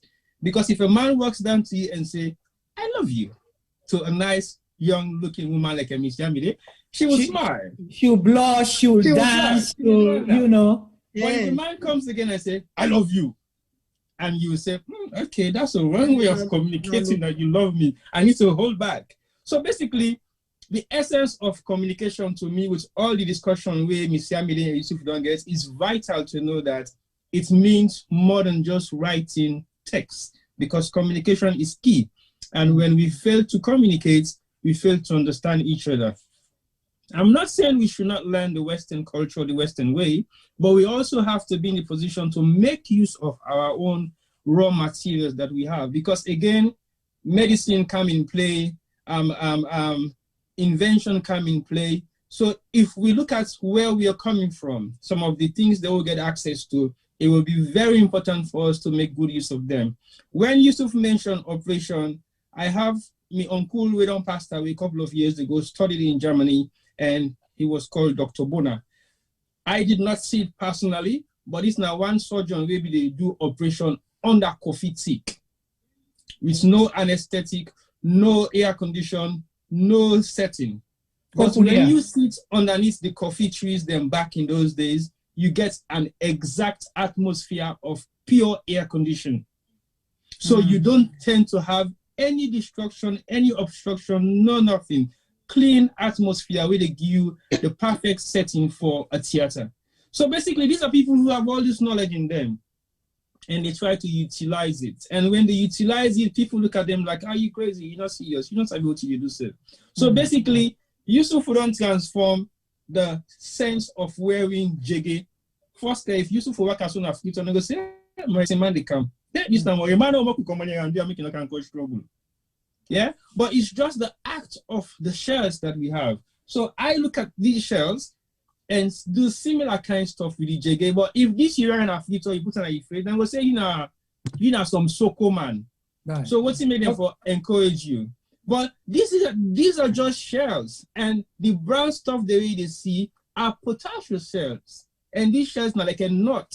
Yeah, but if we utilize them properly, it makes a lot of difference in how we look at things. Basically, T-Boy. Yeah. I need to address the issue with the cowrie shell. Okay. Hold on there quick, Yusuf. I'll come to you just now. Let's go round up quick. Okay. All right. I want to bring Femi come inside quick. There is one question where they go specifically for the panelists. Somebody say in a local, you want to know who side local people can come up from. Even though we don't get a discussion, say, well, one part with panelists that say the local people, the Limbas are the most loyal, and I said no, they are not. They are the locals, and he asked me why. I said because the local are so loyal that they change their name for me. They show their loyalty to the people that we own them, kind of in a way. But that's just the saying. So we don't begin your own debate under. And then Ms. Yamide, somebody sent a question initially earlier on saying the Creoles are highly involved in the politics of Sierra Leone back in the days, but they are not involved now. So now like two different dynamics of what the Creole brought into Sierra Leone, because everything that they said you've spoken about is politics, but now they're not involved. So we just want to clear some of them doubts then with the early settlers, the Maroons, and the Creoles' involvement in everything so far will happen, but also looking at the indigenous ways they talk about based on the fact that communication is the key. Over to you, Juma. Thank you so very much, T-Boy, and we appreciate you. And Yusuf also, sorry, somebody asked for Yusuf clarify Wokande whether you na Limba or you na Fula, but we'll come to that later. Let's go for me quick inside, then I'll go to Yamide, then I'll come to Yusuf again for let's talk about the Jege and a whole lot of other things that we don't talk about much about just now. Go to Femi. Femi, wait to make a kileka they melt first by way before you come. The answer is if you that Yusuf in Jigena get for go fend for you. So yeah, so far I'm learning a lot. It's a very interesting program. As I say, when we begin, I kind of said I'm happy to have these guys here because I see them as mentors. I followed them for years and years and years. And forget them on the platform today. For Kahona, we get them. I think it's a privilege. So I'll say thank you to them. Quickly about ask Yusuf for something. With this COVID going around, that Bangba Day, I remember they give all small for digging for ease malaria. You know, sometimes we don't tell them with man they are super bang, but sometimes we don't make small thing in our country. Because right now in the struggle for first for cure COVID, you never know. Sometimes magma is the answer, and we so in relation to that question, where I go through to Iyamide, possibly if we been get the likes of Dr. Davidson Nico, sometimes if we don't influence for leg bangba, let the research bangba more, for let it become something of greater use to the world today. What do you think, Iyamide? Probably. Well, yeah, well, one, we don't know what's in a bang back. You tell you that for nothing. And up to now, I haven't had it described. So oh my goodness. It can be anything as far as we're concerned. Like what Yusuf say, you never understand it. You have to taste it to understand what bang bang is. I see. Well, if that bitter, whether I can call like go, I don't want. Well, that's I'm going brother. So, but I want, well, the medicinal, really and truly, I sure say we get a lot of, as Cyrus even high, we have a lot of medicinal plants growing in Sierra Leone. I mean, Cyrus, that was his field in a way, you know, and the thing is having the people with the brains for say this does this, I don't think is a problem. Sierra Leoneans have brains. Right. I think it's progressing to the next step where we start harvesting it and using it and doing it for ourselves, processing it. I don't think we have all the materials and, you know, X, Y, Z, which is why the outside influences come and take the things away and go and do it and sell it back to us. Right. Really. But I mean, just want to go back to that communication thing with T-Boy talk, because communication with drums, he mentioned. I just wanted to say how communication, non-verbal communication was used by the Maroons in fighting the war against the British. They did it with drums. They also did it, and in Ghana then come out, then do it with the horn, you know cow horn. Correct. The curved hung. Yeah. I think it was called the abeng or something. It's just, you know, and they used to do code, communicate by code. And these were some of the ways they were able to outwit the British, you know, so that they're not able to go catch them and enslave them and all this sort of thing. So communication is very important. And gumbe, which we call gumbe now, pan Creole, that's a music, the gumbe drum, where I should say used to forget, which I like, you know, with the four foot them. It was taken back to Africa because obviously they come, you know, by the Maroons. So that's, and you know, so you know, they get on Creole wedding, they're not in Akli Bata, the Gumbe Day. So the Maroons actually took that back and they use them for communicate in Jamaica. So yeah, you know, you can communicate in other, but it shows the history, you know, people, they will go dance Gumbe, they do it, but they don't really know the history of it. Right. You know. So by the way, we went on to away the Gumbe. I go Bahamas a couple of years ago, and they have Gumbe Festival, where a specific month, where you know they do a whole lot of things. And when you go, the way you watch the Gumbe Festival, you'll be shocked. It's everything with Dr. Olo, Daddy Loco, Ebenezer Calendar, then they play.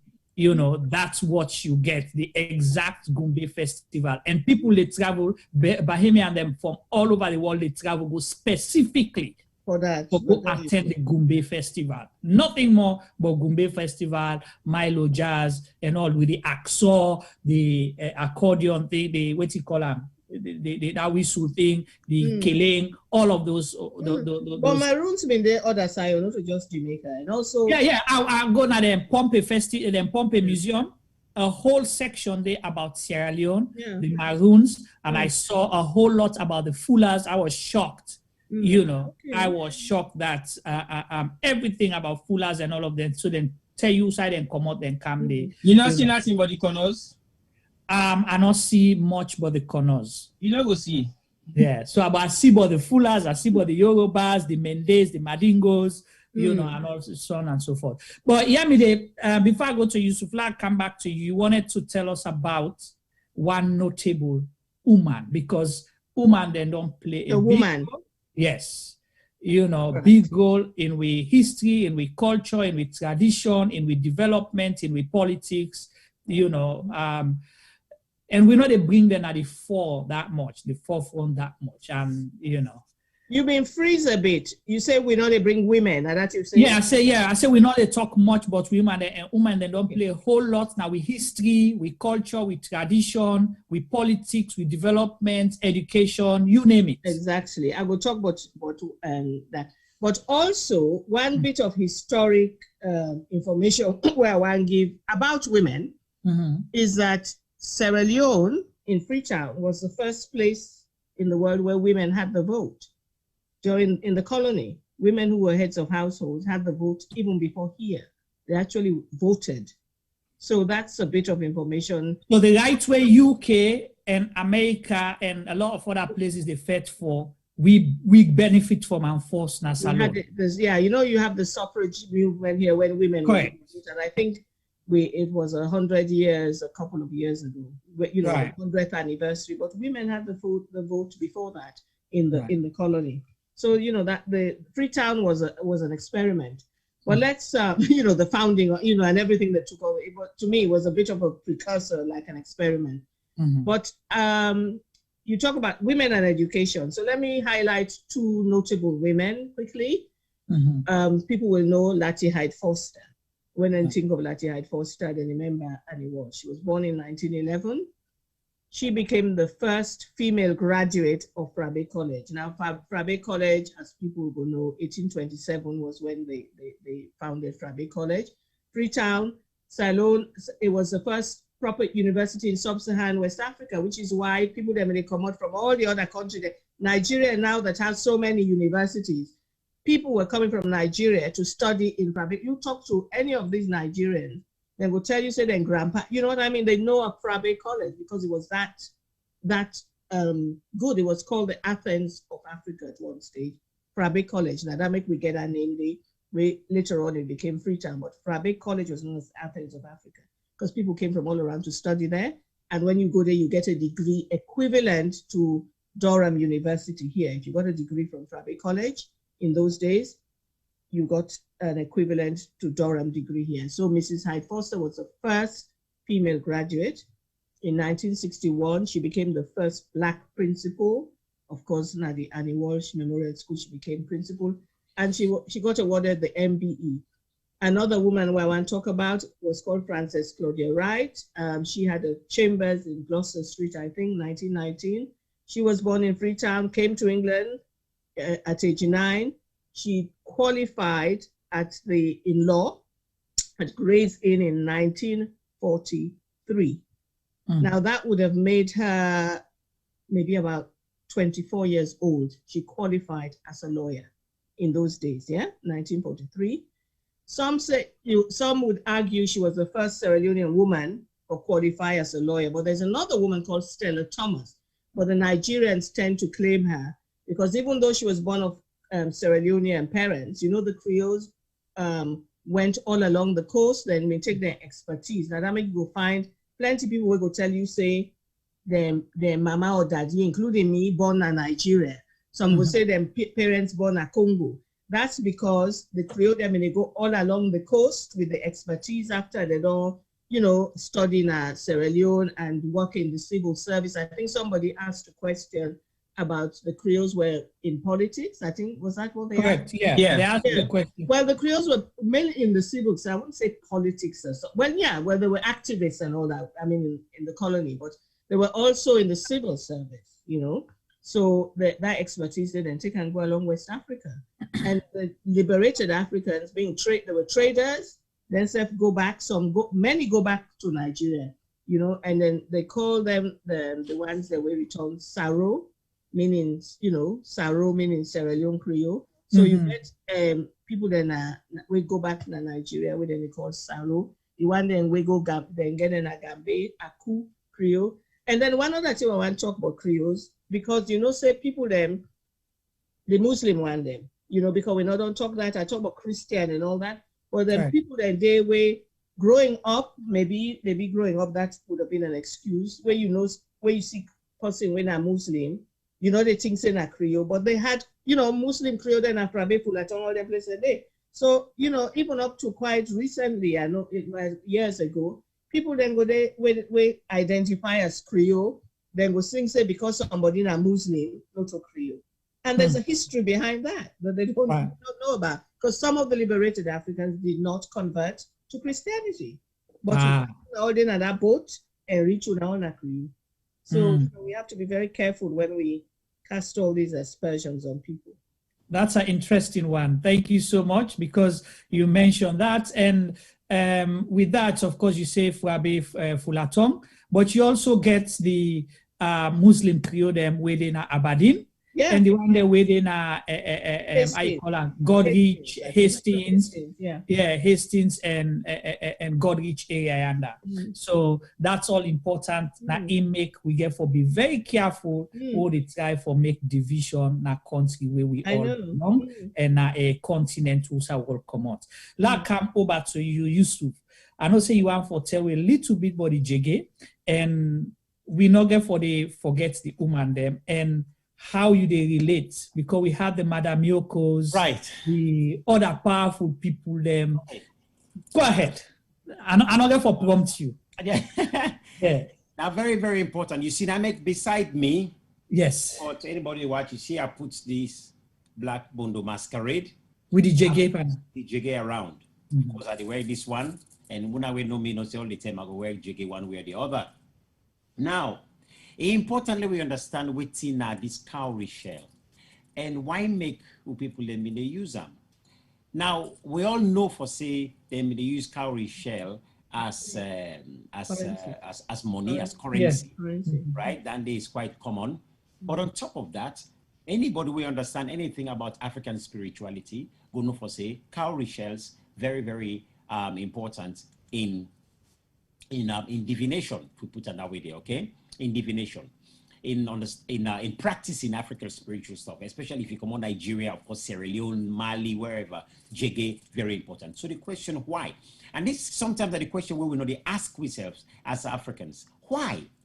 Because we quick for dismiss and condemn. Right. And again, with the dismiss, with the condemn, you see, and that will take me on another tangent, and I'm not necessarily around for good, but with the dismiss and condemn, primarily because of something we are called ideological subversion. Ideological subversion is basically where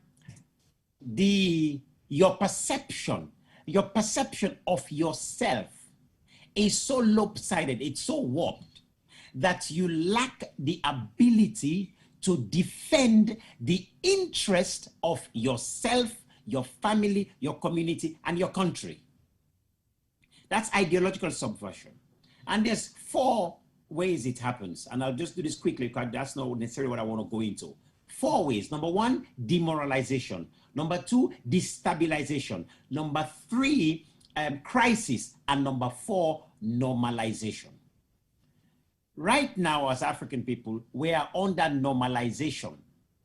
Normalization is now where as soon as somebody mentions Jege, you mention, the first that comes to mind is evil. As soon as somebody mentions Gelede or hunting, you suddenly think Satan. So those who are Christians or Muslims, they suddenly see all of these things just as Satan. They don't understand the science behind all of these things. They don't care to understand the science. And again, we've just been talking about medicine. There's a lot of medicine in all of these different stuff. But we're not taking time to understand.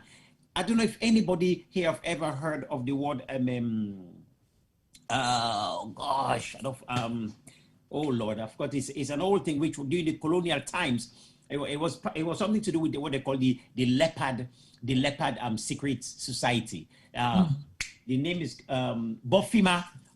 That's the word, the Bofima. Now, the practice that many people were doing, of course, was really abominable, was horrible in terms of kidnapping young people and so on. So they had that, and they were called like leopard secret society. But there's something called Bofima, which they give it to you, you literally just become paralyzed and unconscious. And so they would do human sacrifices during that time. But what I'm also saying is this. What was it about that Bofima that has this kind of effect? Could we have studied it so that we can turn it to something good? And I think we could have. But because we've been told that everything that we're doing is so evil, it's so bad, we leave it, and we all, of course, convert to either Christianity. Mostly we become Christianity, or most of us might go to Islam. But we take on other people's heritages and their own history, and we do not examine ours. So we look at the Arabic mathematics, but we do not understand our own African mathematics. Now, this is not necessarily where I wanted to get to, but I'm there now, okay? So what I mean by that, for example, I was in Kamakwe one time, and I was talking to the people about education within the context of your culture. And what does that mean? If I said to you, Spirogera, you all, when we did biology, when they said Spirogera, we all struggle for understanding what is Spirogera.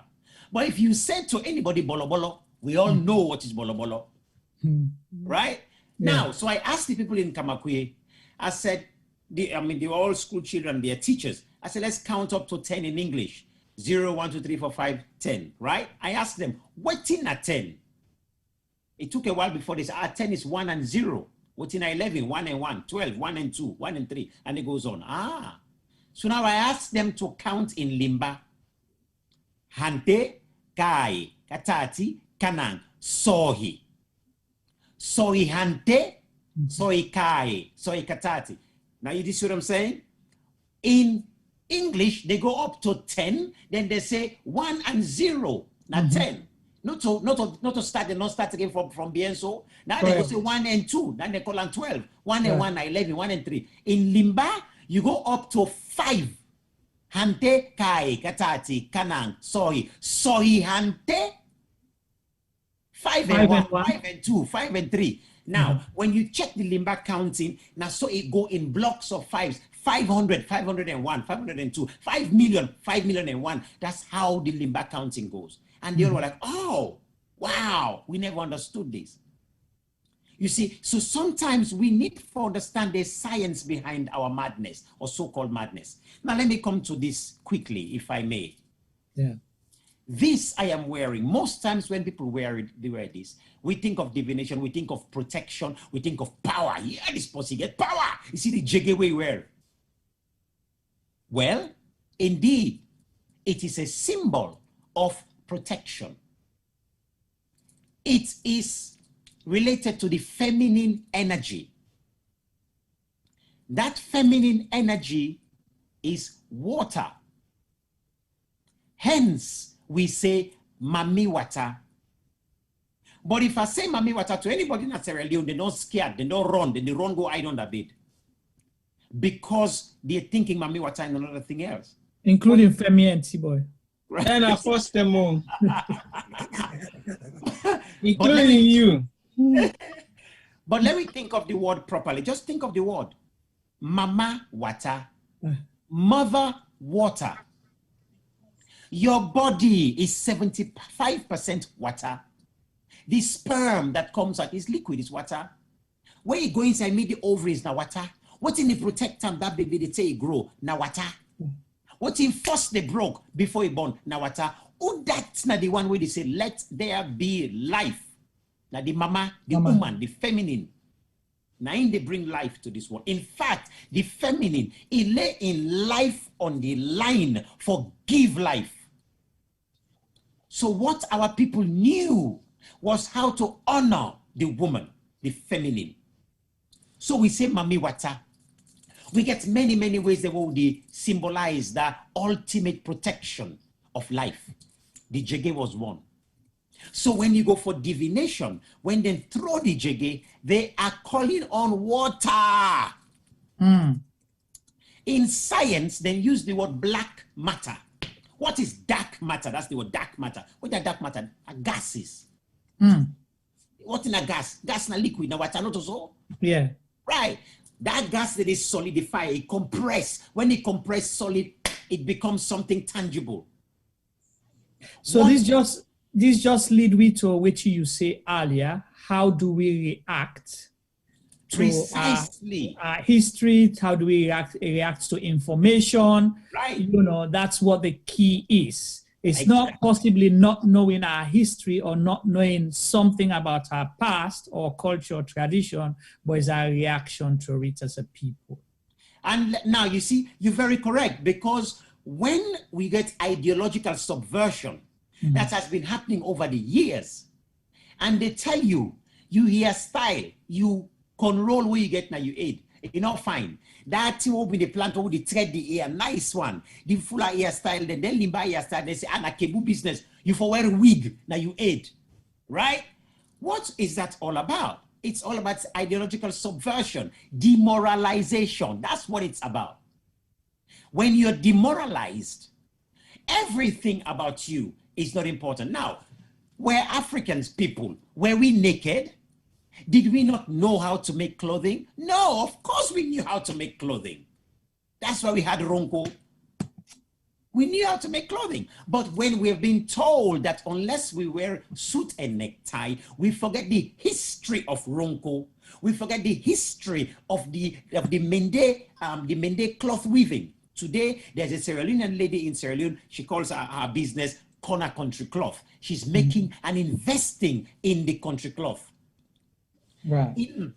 Now, so if you go way back into the Sokoto Empire, you go back to Uthman Dan Fodio and all those people, you go back to, of course, the Mali Empire, we had architects. Today in Africa, we have the largest building, the mosque standing in Jannah, the largest mosque built with mud. Now, forget about that, that mosque is 192 years old, that mosque. It's still standing. Now, Africans go so way back in many things that we do, and especially when it comes to women. Like I said, there'll be a special talk which I'll do more about the Bondo masquerade. So we begin to understand. Hold it right there. Yes. Yeah, go ahead. Just finish quick and then. Okay. So just for now, all I want people to understand is that the feminine energy within Africa is not something to joke around with. Right. This is why you cost me papa, no worry. You cost me mama na fet. Correct. I'll give you let me just give another example again in history, because we're talking here again of Black history. Let's just go back to, let's just take, I'm not going to go to Yoko. Let me leave Yoko for a moment, because Yoko was a fantastic diplomat. When her husband was arrested by the British, Chief Banya, these people flogged Chief Banya in public. Yoko was the one who went, negotiated to release her. But that is aside. Let us go to Ghana. When the Asante Hene Prempeh III was being attacked by the British for the golden stool, he gave himself up and says, look, I will not give the soup, I'll give myself in surrender. And the Ashanti people were on their knees now. The men were saying no. Guess who stood up? Ya Asantua, a woman. The Ashanti king is appointed by the woman, not by the men. And that woman stood up and fought against the British. And she was also exiled together with King Asante Hene Prempeh to the Seychelles Islands. Okay. She stood up. Which I'm just trying to show that when in Europe they were having witches and they said witch hunt and burning women to the stake, in African history, our women were queens and they were leading armies. Check the Dahomey Amazon women. All right, hold it right there. Thank you so much. We don't tell una say Yusuf and Yamide Thomas now fountain of knowledge. We come to Africa and particularly Salon. And of course, Yamide Thomas, you know, they talk about sickle cell promotion and campaign and education within the African community where you know mention now UK. Also, we don't hear how it is champion the issue of promoting the Creoles and African history. More so with the Creoles after they don't go take them and go left them at this place where they say their own job done. Then if you say them people there go languish there or then go survive, no one cared. But it don't bring that to life and show say we are still interconnected as a nation. So la go to Ibak Yamide. We don't talk a lot about history yesteryears, but we history with the form as we they go. And that is very important. And relating people where we they celebrate today, you understand, it's equally important because we get for know them people there. Sometimes they watch, we see them big celebrity, big celebrity, now the world they call it for and all that. Notable name, Idris Elba. not many people knows that he is part or full Sierra Leonean. People in shock whether he go salon or even they sing in a Creole. So, and he's part of your, exhibition as well. So I want you to tell me about that, why you add them there, and also we'll talk a little bit more about the exhibition specifically. Okay, well, basically the notable Creole section, and that, I tell you, the gallery outside the exhibition, it's called the London Sugar and Slavery Gallery. But I remember at the launch, I said to them, look, this whole gallery can be Creole history, right. Really. But because of, as I say, because the only one section not in temporary display where they change, we had to use that. So the way where we try for put more information in apart from the wall that we get was to have this screen. It's an LCD plasma screen where they rotate, with people them, and we were able to put 10 notable Creoles there. Now we try for choose in the different fields. So we not just put all educationists or all musicians. We put an educationist, we put somebody who excel in law, we do the medicine, we do military. I haven't spoken about him, but Sierra Leoneans went to fight in World War II. We put religion, Bishop Ajayi Crowther. He was on a slave ship at age 12 and brought to Sierra Leone, ended up being the first African bishop, Anglican bishop, and he translated the Bible into Yoruba, by the way. Yeah. And so Idris was added as we've covered the arts. We have another actress on as well, Ellen Thomas. She's Sierra Leonean as well. So amongst that 10 people we were able to choose, people from different fields where we could represent. So Idris was and everybody knows Idris, even people that really go into the museum, we don't know any of the other notable Creoles then. As soon as they see Idris, a picture come up, they know who he is and say, wow, is he, from Sierra Leone? So yeah, so he was put there, one, because he's known worldwide, and two, because he represented the arts. When they choose people from different fields, and I think we covered about 8 different fields within the 10 people that day, which is useful. But so achievement, amongst Sierra Leone and Creole achievement, they were the first West Africans to qualify as doctors. They were the first to become lawyers. They were the first West Africans to graduate from, do you know that the first Black man who graduated from Oxford University in England was a Creole from Sierra Leone? Wow. Yeah, Christian Cole. His name was called Christian Cole. There's a lady doing things on Black people in Oxford, and she does a lot of around him, Christian Cole, and he was ridiculed and everything, and he not been getting money, but he struggled. He got his degree in the end and everything. Yeah, he was the first Black man, not just for Sierra Leonean. So right. You see how a Sierra Leonean is creating a first outside of Sierra Leone. He was a Black man to graduate from Oxford, University of Oxford. So Sierra Leone was the first West African to be knighted by the Queen, Sir Samuel Lewis, right. All this sort of thing. So, but I just want to tell people that, the museum and the fact that it's, it's good for people to go there. The Cabaslot, when I notice, I know, I suppose it's out of time really. And I'll talk about some key Creole things, like you can't go salon, you see Bodos. That's So you need for tell me a little bit about those, please. Yeah, the Bodos na salon. Yeah, that's not one of the typical Creole legacies. That Bodos Day, and I think a few left, but say them in born some, the rebel them in born some, them born one nipadi us, them born them down, them born the Bodos, but then Bodos Day. Their legacy, I mentioned the Nova Scotians who came from Canada. We go when they found Freetown anyway, and the man we do that named Thomas Peters. In fact, they have a statue of him by Cathedral, the church. Yeah. That Bodos Day, they were that distinct architecture was used in America and in the Caribbean. So now that structure they were then Nova Scotians, they don't use for sea now America, a certain part of America. In fact, let I tell you now, the first time I go Washington DC, I was about 12 with my mom. When I see the Bodos, I was thinking, wow, then get into, then get Bodos there, which we will call Bodos now Washington DC, parts of Washington. Yeah. Well, you're there, America anyway. Yeah. Mm-hmm. But at that age, one never knew the link with we own Bodos then.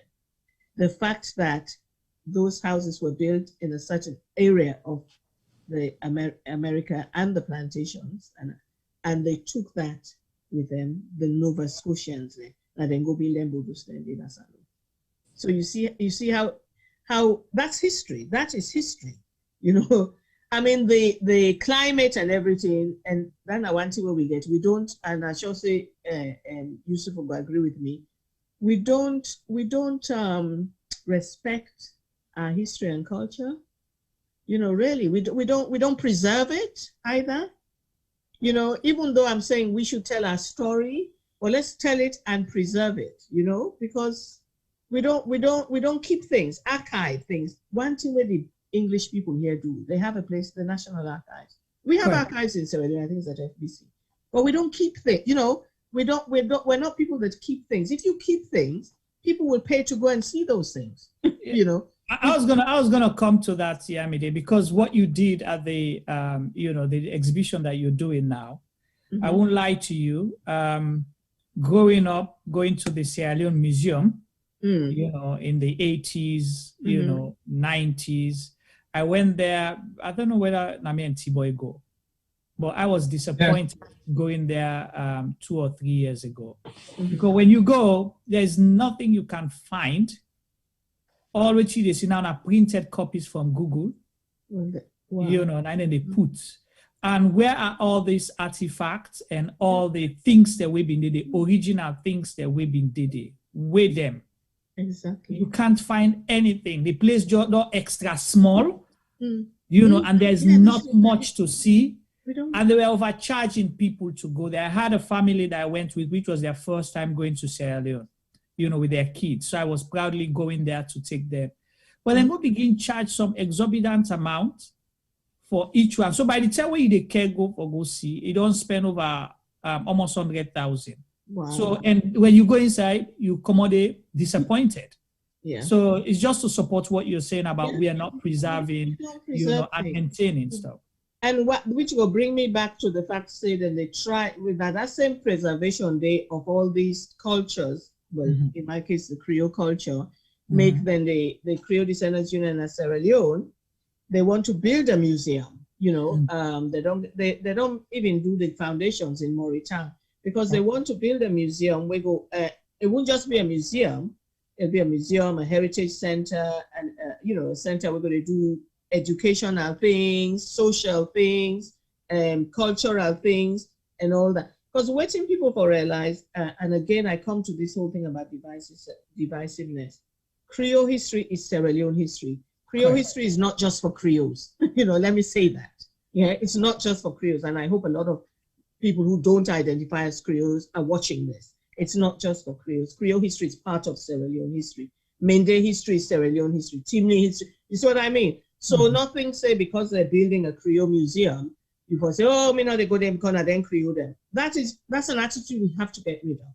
Yeah, it's a cultural center where non-Creoles, non-Sierra Leoneans can go and see the legacy and see culture being displayed. That's what museums are for. And please go on the KDY website, and unfortunately, Femino will scroll the things because there is you go get them. Just hold on. I think he will have it for you. Oh. There's a fundraising bid going on for where we try and build this Creole center. We go include all the legacies and they want to make our lay look like the Bodos. They've done an architect's image mm-hmm. of it so that you go get some of that Bodos, look on them.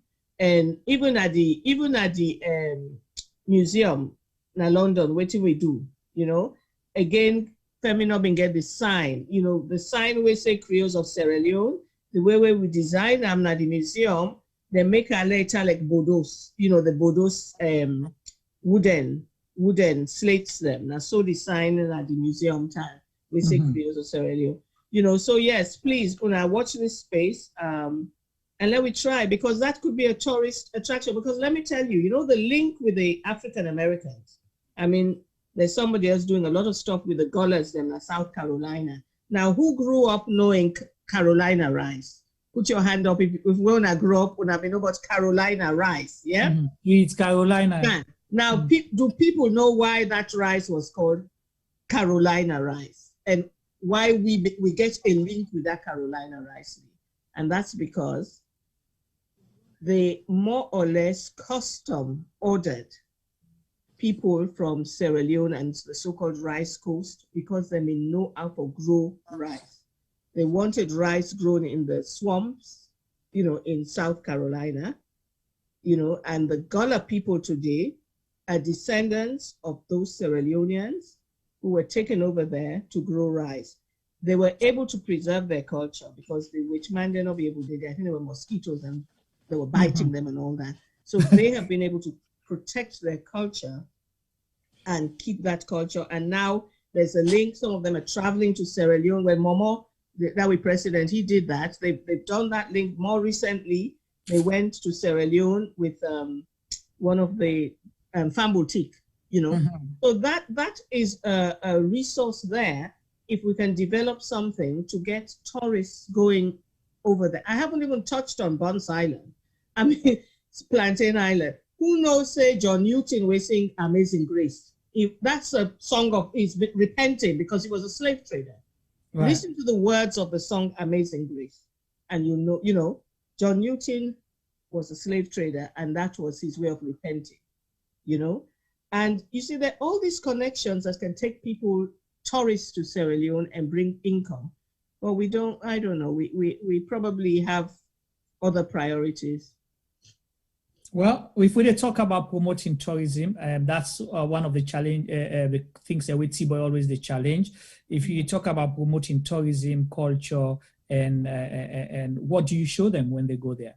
And you just don't want them to, visit for, one time and that's it. You want them to go again or come back, have a, good review and tell people you must visit this place. That's what we expect, because like I said, in the 80s, 90s, when you get all tourists and they come there frequently, the museum was one place, Kinjimi was another place where you go, they see the Reuters stone there. But now who knows where that Reuters stone is?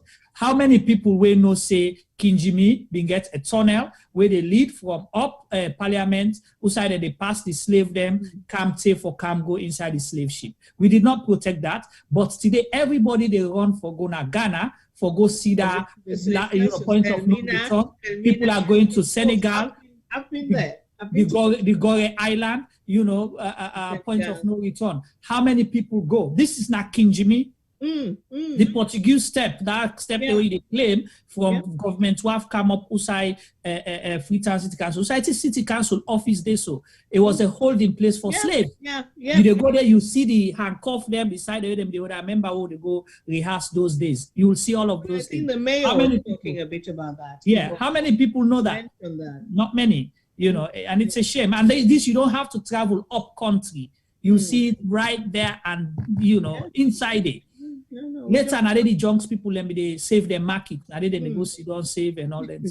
Well, how many people? So, T-Boy always there. The King's Yard, exactly. Hospital was also very historic around that area. Because they kept all that area, Africans there. We've lost all of that because, like Kuna say, we're not preserving. We're not we don't have a culture of preserving things. And we say, "But they're too old. What do you want to do with that?" With papers and things that are meant to be protected in special acetate, folders. Right. We go left here, and old pictures, for instance. Right. They will go off and we own temperature not conducive to protecting things, so you have to keep them cool. You know, I mean, there's all this thing. Let me just to touch on something else. There's this whole thing about returning artifacts back to Africa, and I'm sure you know that campaign. Correct. Okay. Yeah.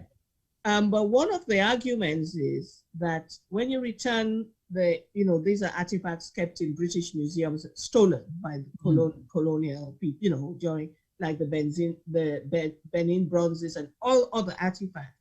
But one thing you have to be sure of is when you return it, make them able also do that conservation with in Africa.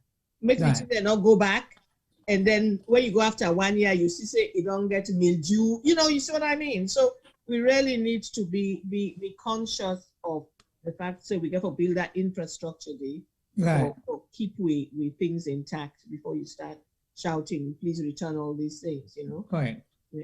Whatever. So yeah. Well, I mean, I'll just to rub a little bit more on that specific issue there with returning this stuff, historical stuff. I've just finished a project called Re-Entanglement with a wonderful guy that some of you may or may not know, a guy called Paul Basu, yeah. Oh, okay. Exactly. So we did the re-entanglement, and this was one of the issues that we came out. And I followed a Nigerian lecturer who talked extensively on this particular issue of returning stuff and so on. And I think that some of the issues now with that, where we definitely get for consider is first ownership. Who that own these artifacts? We talk of the Benin bronze, then we talk, of course, of there was some other stuff from Cameroon as well, which were linked to some boats, and then some, and then there was other stuff from also from Nigeria as well. It's all spiritual stuff, things to do with their shrines and so on. Loads and loads of different stuff. They were looted. Yes, all looted. So now the issue now is who owns these things. Now, what has happened in Europe? They have layered papers on top of all of these things.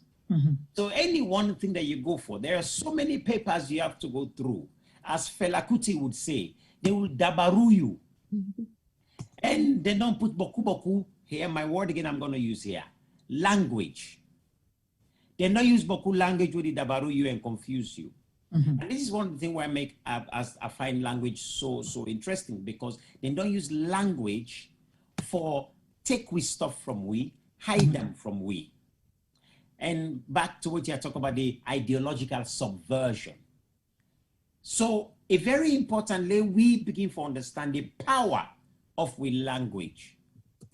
When I go pull story, I deliberately use me language for lock me story.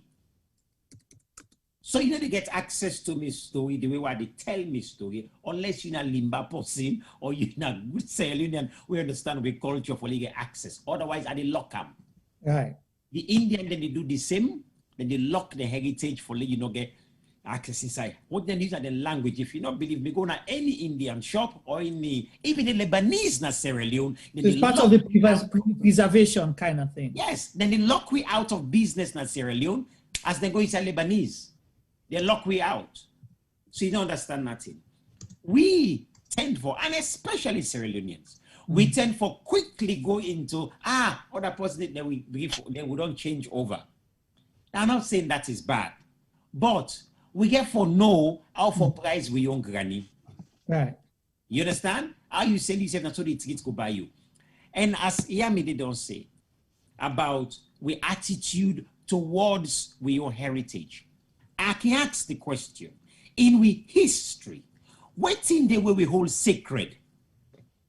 What's in really the way we hold sacred as a Sierra Leonean culture? What's in the way we're ready for fight for die for defend?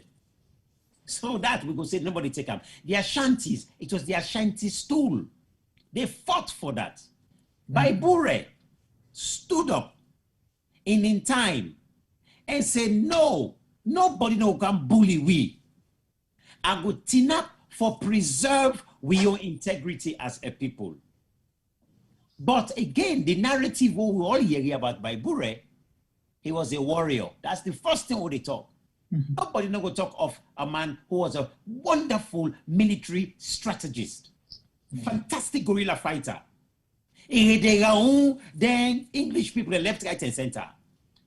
The only way the English people are able for finally knock them down, where they go begin born villages, them begin for born forest, for the farms that where the people then get and all that. By Bure get Kumra hearts. Let you see a leader where get the sacrificial heart. By Bure decide forgive himself up instead of making people suffer.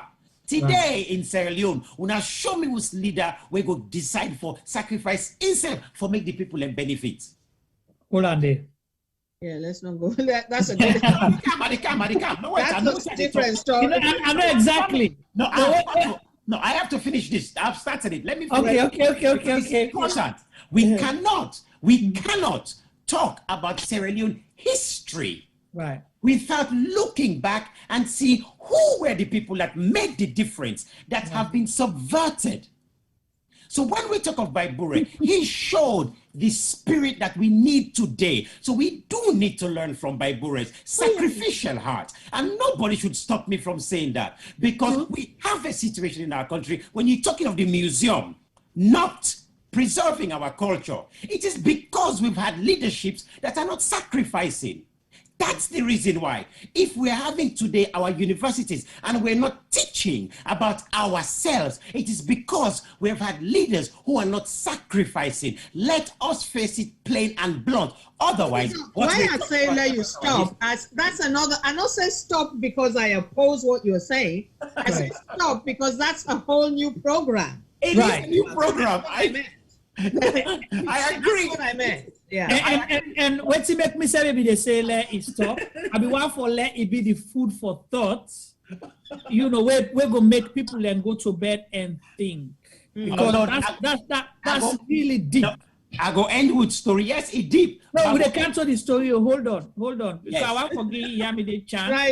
Try. We don't come down. It can't go now. Yusuf, we not ready for Sidonia whole net. Yes. You know. But Yamide, we don't hear it, and now we don't talk just like how you say, and everybody we don't agree now. So they encourage people read, research, find out, embrace your culture, embrace your history. But if we know the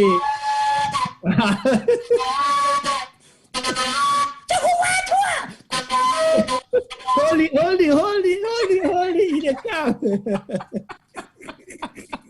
why soon are they do the? I think we're going for go when the yeah. So Yamide, now this you mentioned something. You say the Creole culture is not just the Creole history is not just for Creoles. It's a history of Sierra Leone, history of Africa.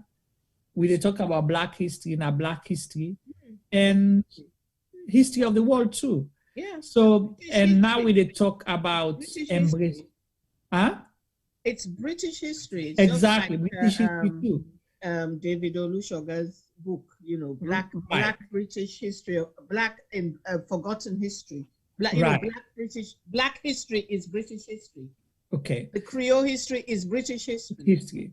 So that's not the importance why possibly we need for support that museum day, you know, I call them heritage center and a resource center within the type of build, because that will be very helpful for Sierra Leone. We will learn a lot because if you collect, you go put them for preserve them or display them or exhibit them, you know. Not so many people were able to go to Docklands, but at least we were able to pull a lot of people for go salon. Where you go Christmas, you go Independence, Easter, you'll be able to go there. You'll be able to take your kids, you know. I sure say then we'll get an online portal as well. Then we're able to link a lot of things that we go learn and share with the rest of the world and you people. Because what you say, the sad thing, when people ask you, say, you say, come on, salon. Oh, let me see some things about Sierra Leone and all of that. It's so embarrassing that sometimes you don't have a, place for points them. You get for go to Google, begin search for Google Maps, show them Lumley Beach. That's all about it. You show them the cotton tree. There's not much explanation. And a whole lot of things. There's a sick place like how people in Sayanda, so we get a whole lot for do. So tell me, what thing will be you round up what we need to do now For help, we say, if we don't know how they go, let we know how we come out. Waiting will be you round up. And also, I don't know how long the exhibition will last, if it's year round or. No, okay, yeah. Let me talk, about the exhibition. And just to remind you, Femi been they play the put the images as she been they narrate over them. We be the talk. Oh, was he? Oh Okay. yes. Okay, yes, we know. Okay, I'll go look when I look back. I'll go. Yeah. So the Creoles of Sierra Leone exhibition, for those that are based in the UK, because I don't say just London, UK. Down the day, a place when in West India Keys or near Canary Wharf, you can walk there, and it's open, but you get for book because of the pandemic. They're taking very serious precautions. You have to wear a mask whilst you're in there. You get for book. It's free. We own museum, then I are free. They ask for donations, but it's free. You book, and it's open over longer periods in half term. So just go to the Museum of Docklands, the Museum of London Docklands, their website, and please go. With regards to Sierra Leone, we own the museum there. I don't know how any sort of really you talk about the Sierra Leone Museum. It's small set because really you need a big. If all man because what's in the one that Salon do all the you can even have a photo. Let's say you picture them, black and white picture them. When you look. So many people get archives now. They also they not even know say they get archives now. Just the fact family pictures. That's history. That is history, And they go get an exhibition then they photographic exhibition. And people then they ask people then go ask people then for submit or on loan things on loan. That's what the museums do here. In the exhibition, not Docklands. I had to sign loan forms. They're things that I gave them on loan. There are things like that friends gave them on loan, the Creole Dictionary, the Creole Bible, all the inside it, but it's on loan. And so all those processes have to be put in place when you're doing collections for a museum. But it's possible because not from the people, it's a people's museum. People will gladly for see them and say, people they carry, I can look at this me this way, me auntie been give me this almost here. That is what they do here. There's a dish in that place, in the exhibition, that was a present to the man when they look after the liberated Africans. We have the dish there, the family, it stayed in the family. They're not go through where I say on the box. It stayed in the family. It was handed down, and that dish is now on display in the museum, and it has the engraving to so Thomas Cole, na so the man beneath. And that man, they went and he goes alone in brother, then they all been go there. Some of them have descendants there. So there's some Coles floating about who probably don't even know that they were related to him, but that's again another story, But I don't make connection with Sunday. Which cold than I am. Seriously, So I tell you, history is just so interesting, and we really should make sure we preserve it, make sure we tell it from our side, not make somebody can tell you, say, get Creole exhibition, then no offense meant, then a Paul Basu the right all. You what I mean? It doesn't bode well. I hope he's not listening. But yeah, you have to jointly curate things. And now what they're doing, I think museums here are realizing, because they want the footfall, they want people there to go look at their exhibits then. So what they're doing is they're doing a lot of what they call decolonizing museums, trying to get look, Yusuf, they laugh.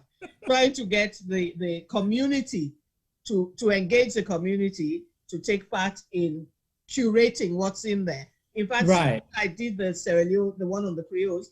They employed somebody in the Museum of Docklands for exactly that, and her exhibition was going to come after mine, but because of the pandemic, they extend we on. But hers is also going to engage the community for create exhibition, because you want people to go to the museum. You don't want to put in there, then nobody know they go inside. Exactly. And so many Sierra Leoneans have, we know they go museum. People. Let's face it, it's not a culture to go and start looking at things. It's not all of us.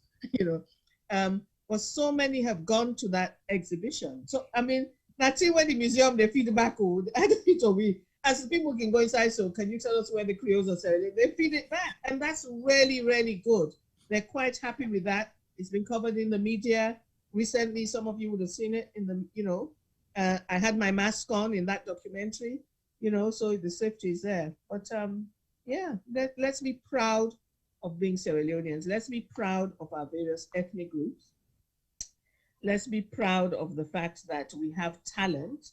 And just to round up, there's a group called Young Sierra Leonean, and they are making me proud. I don't know if you know about them.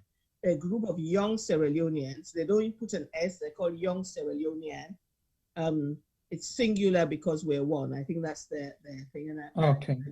Yeah, and they are young people who are showing the potential we have and doing things. So I'm so proud of them. Right.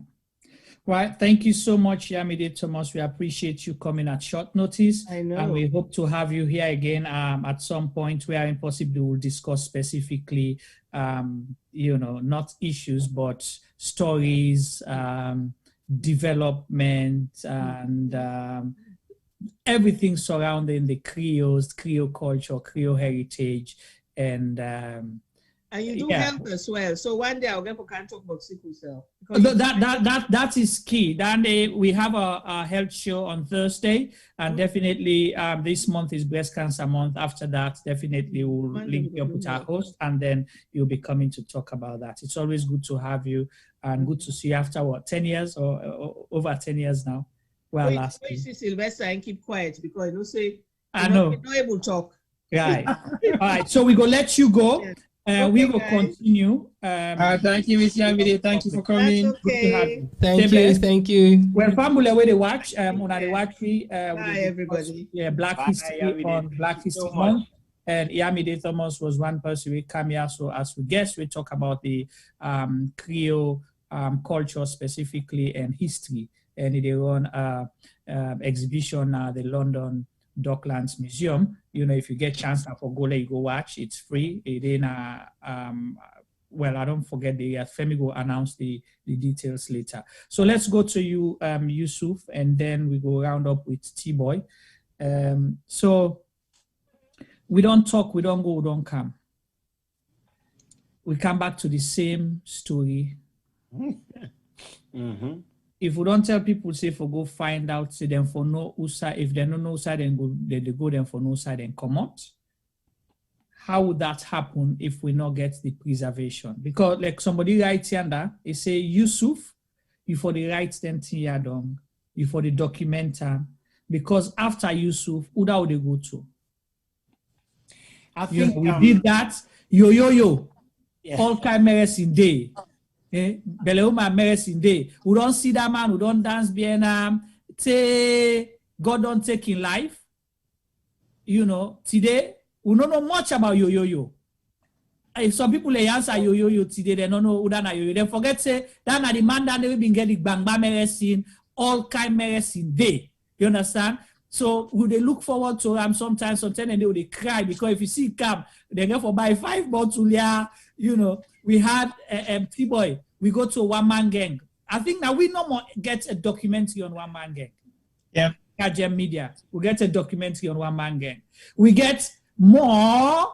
If you eat some more, buy some more. All the people in there. Mr. More. You get a market maybe they sell how you call them butter cake. Where Peking torment you, buy butter cake, tormenting teeth, sweet butter cake. Juma, where is? That might be they use that ice cream. Yeah. You get all the ice cream and then they. You see, so we bring in these things. It sounds like fun, but just for support waiting Yusuf they talk about and waiting Yami they self talk about. Quick one, Juma. Yes, go ahead. You don't mention a lot of documentary stuff, and I believe during centenary 100 years of slavery, there was a project in London where we jump on board and we realize I think that they start the initiative of telling our story, if Femi can possibly remember. And we took upon ourselves and say to ourselves, no, Femi, I think we need for begin to do something. And Femi said, what? We need for begin document with your story. Right. Because imagine we went on that trip, there was no black people in there. That's one. On the boat, you remember the ship, the Amistad? Yeah. We went on the Amistad. The replica of the Amistad was brought to London and docked at the Docklands. Yeah. And we went at our boat today. There was no black people in there, no Sierra Leonean. Right. And imagine the kind of route of the Amistad. Right. Me and Femi took up that journey and said to ourselves, "Look, go see what's in the happen with the Amistad." And we not just follow the Amistad na Docklands. So imagine I volunteered myself to go on the excursion with the Amistad until the boats go dock na Freetown. But you know, we on salon politics now. No, not going for pay for you, this, blah, blah, blah. I'll pay for myself, don't worry. But again, we go down the road. But what did we do following up to that? We went on a special mission to Sierra Leone, to Freetown. Yeah? And we begin to document all the slave ports them from Sopit, not to now Sopit, outside the government, what have so? No, outside different from Sopit. No, outside this place day. Wataki. We start off from Wataki. We document all the slave ports them along the sea coast of Freetown. We will end up right up na Kintom.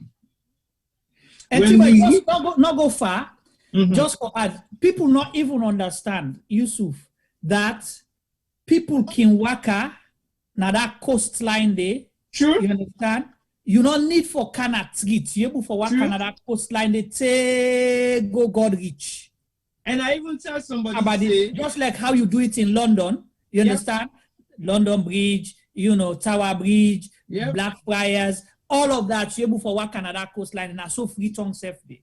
Right now, if you try that one day, if you try that one day right now, you go mass kakate, you don't know what it is. So if you want for poto, you put with kaka carry on. All kinds Tranga one, they all did they go no more now. If you not take them, you pass, then you drop on and you aid. Yusuf, not go fast. I know me tell you if I say right now, because during that process there, now me end up for do the journey, send me back out.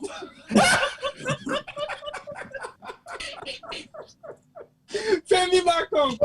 Because sometimes where they go, you really go forget mind and God's. For me, I say if Nadalo go die in a salon, but we need to find out this root cause. And to be surprised, there is an underground tunnel where they take you from that same place there right up to the end of the coastline. When I say underground tunnel, I did half of it.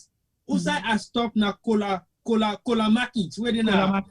Yes, where I reached Kola Market, and I'm thinking, outside this tunnel they lead you to, they took me in for like half an hour work under the tunnel of Kola Market and afraid.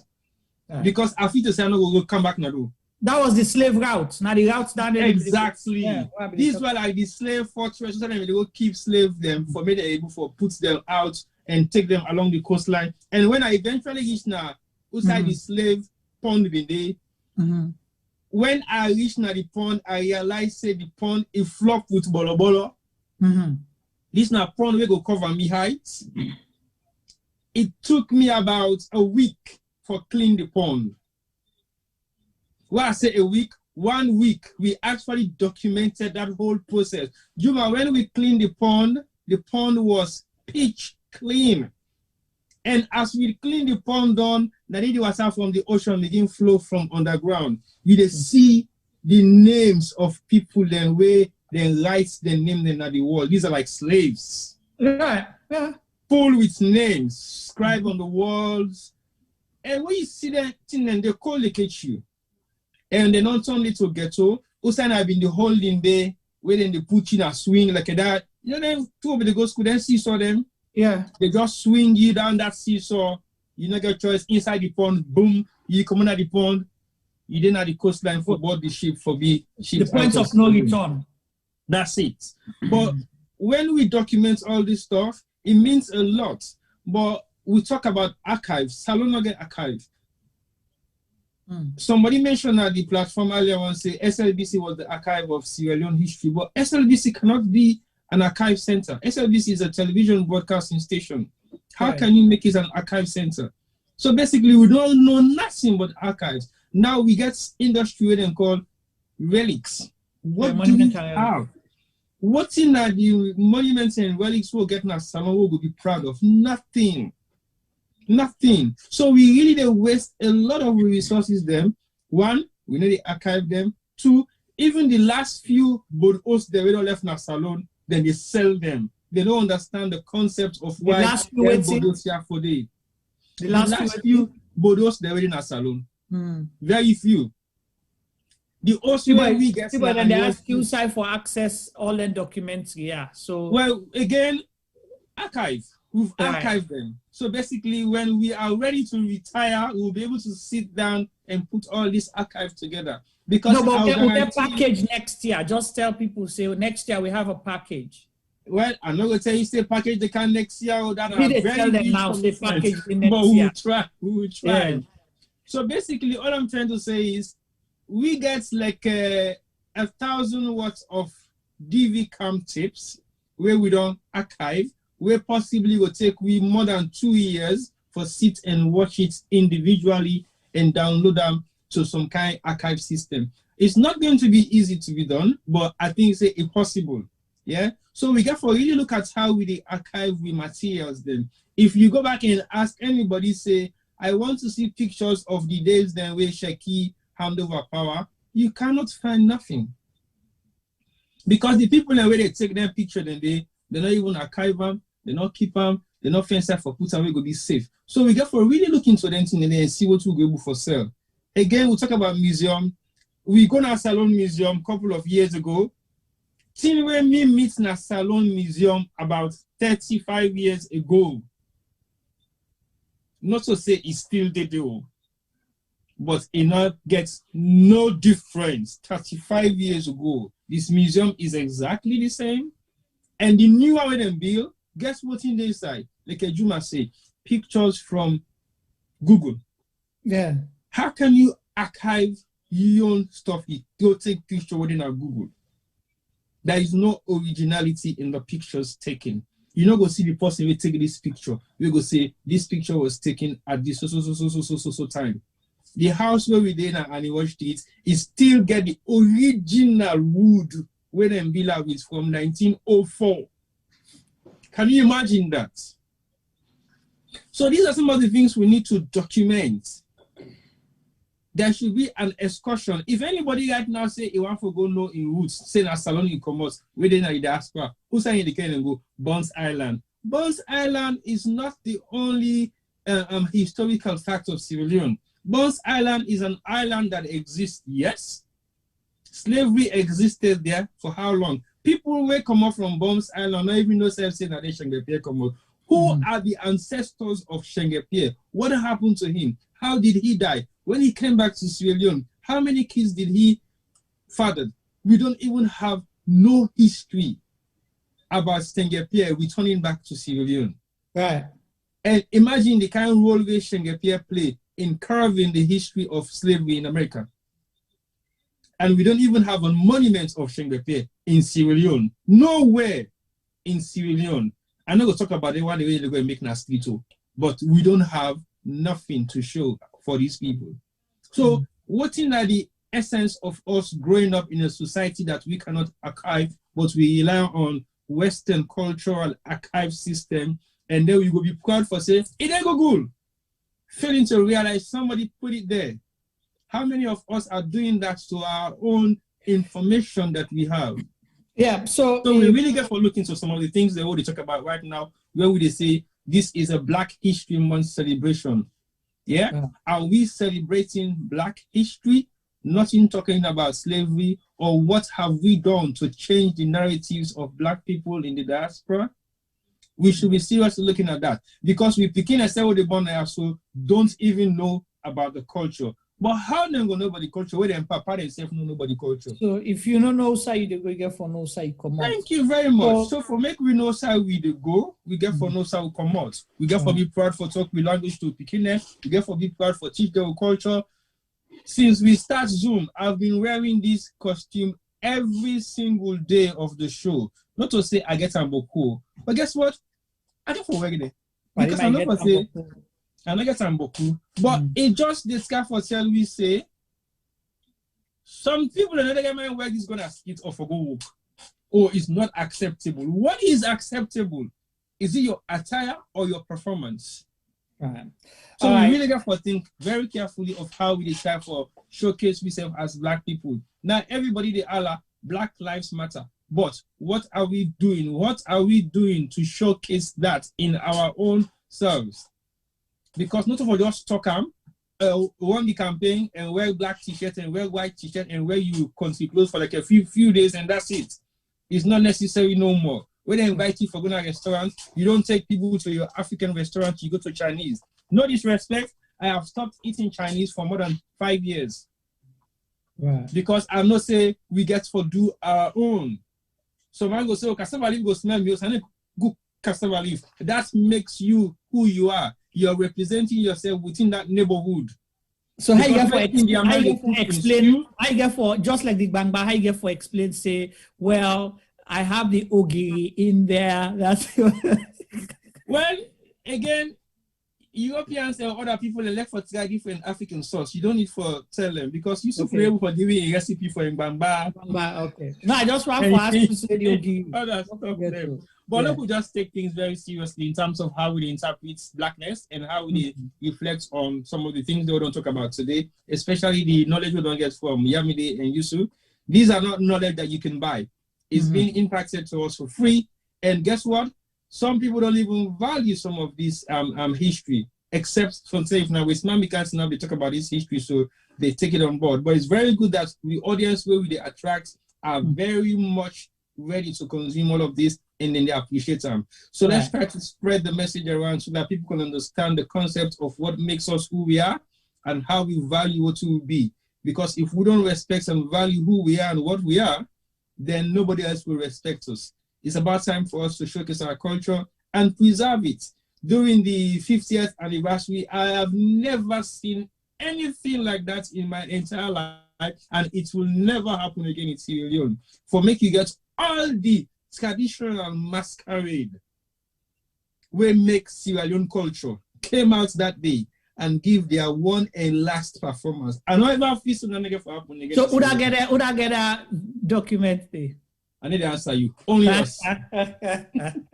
So only us. That's coming out soon. All right. Thank you so much, T-Boy. Again, you mentioned the issue of documenting people. We actually did one also with One Man Gang.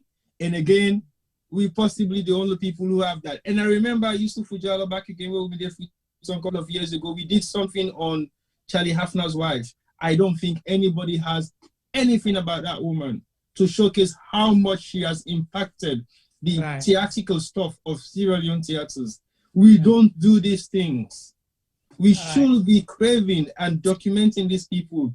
Even some of we procrastinate few of our historical people until they begin die, and I begin to say, them family, we don't postpone this money business stay. Exactly. And just somebody mentioned at the chat group say nobody know ever documents Kaba killing. Again, it's true, but we do One Man Gang. Again, One Man Gang. But they just mentioned Kaba killing specifically. Say Kaba killing. They die. Nobody gets them Boku. Yeah, them plenty. Let's go to Yusuf Jallo shortly. But before I go there, there's been a conversation there where I need for Rob Mortman just for clarify the issue about archive now SLBC. Yes, T-Boy mentioned say, SLBC not to the place for archive, then make comparison with BBC. BBC as an institution definitely gets archiving system. Not necessarily they storing it in the Bush House. Thank you. They have other ways to reserve those, which is owned by the BBC. Thank you. What the problem we had with SLBC, that was the only storage point for the materials or the documents where then they archive. So sorry, Juma. SLBC not in the archive. What's in No. They were. Okay, let me tell you. Okay, we didn't misunderstand archive. No, let me. No, hold on. I'm helping just you. Give me on 1 this. second. Just 1 second. I'm helping. I can't just not. I'm helping Okay. you on this. I just want for help for clarify for reviewers them. You know, we are not saying SLBC not supposed for archive. Okay. The issue is putting everything in that one place they poses a risk, and that risk they we see them twice, where we get 1997. Or we don't know for say when military coup or any problem come, the first side where then they go now the radio and television station. So when they went there, they burned part of the building, you know, so much material, valuable materials were lost, we were ever able for retrieve because not being get another place for put up. I think that's what T-Boy was alluding to. That's one point. Secondly, Yusuf said something earlier. When they return the artifact, the issue of ownership, who owns it? SLBC may have document, but this document was not protected because individuals them can take that property there because now produce that program there with a column, a personalizer, that's it done. You go there for GoFundMe, you know they see them. So it come back to the same thing where T-Boy they say SLBC may not have an effective archiving system. T-Boy, go ahead and talk, but I just don't want to let you respond to more because for respect to No, you. I just make a shots. Yeah. When they talk about archive, I mean duplicated copies of the original should not be stored in the same place where other copies are. So that's how you archive. So if SLBC was meant to be a television station, yes, they do have all their programs there. And they can get copied. But the copy should not be stored in the same place where the originals are. So the original, if always one of the grounds way different from the copy, because the copy can be burnt down, just like you say, accidents can happen, or anything else can happen. Right. Yeah. So that's just what I want to emphasize. I'm not saying SLBC don't have archive, but archive is slightly different from when you say this now the stuff that we don't do. It's different from archiving them. When you're archiving them, you're making copies of the original, and you store the original and put the copies on your shelf for reference sake. That's what I meant. Sorry. Cool. Okay, then go on, Jimmy. Okay, that's fine. So over to Yusuf Jallow. You don't agree? They don't confuse. I can say they don't confuse the brain with the language. Them now we don't come back to the same thing. Like I said to you, where do we go from here? So we don't agree. Say we still don't know how we come out. Now we are stuck. We try for go, but we don't know how we go. So where do we go from here? Very good question. I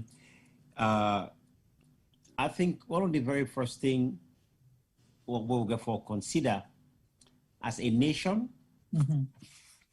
who that now we as a nation. When I listen to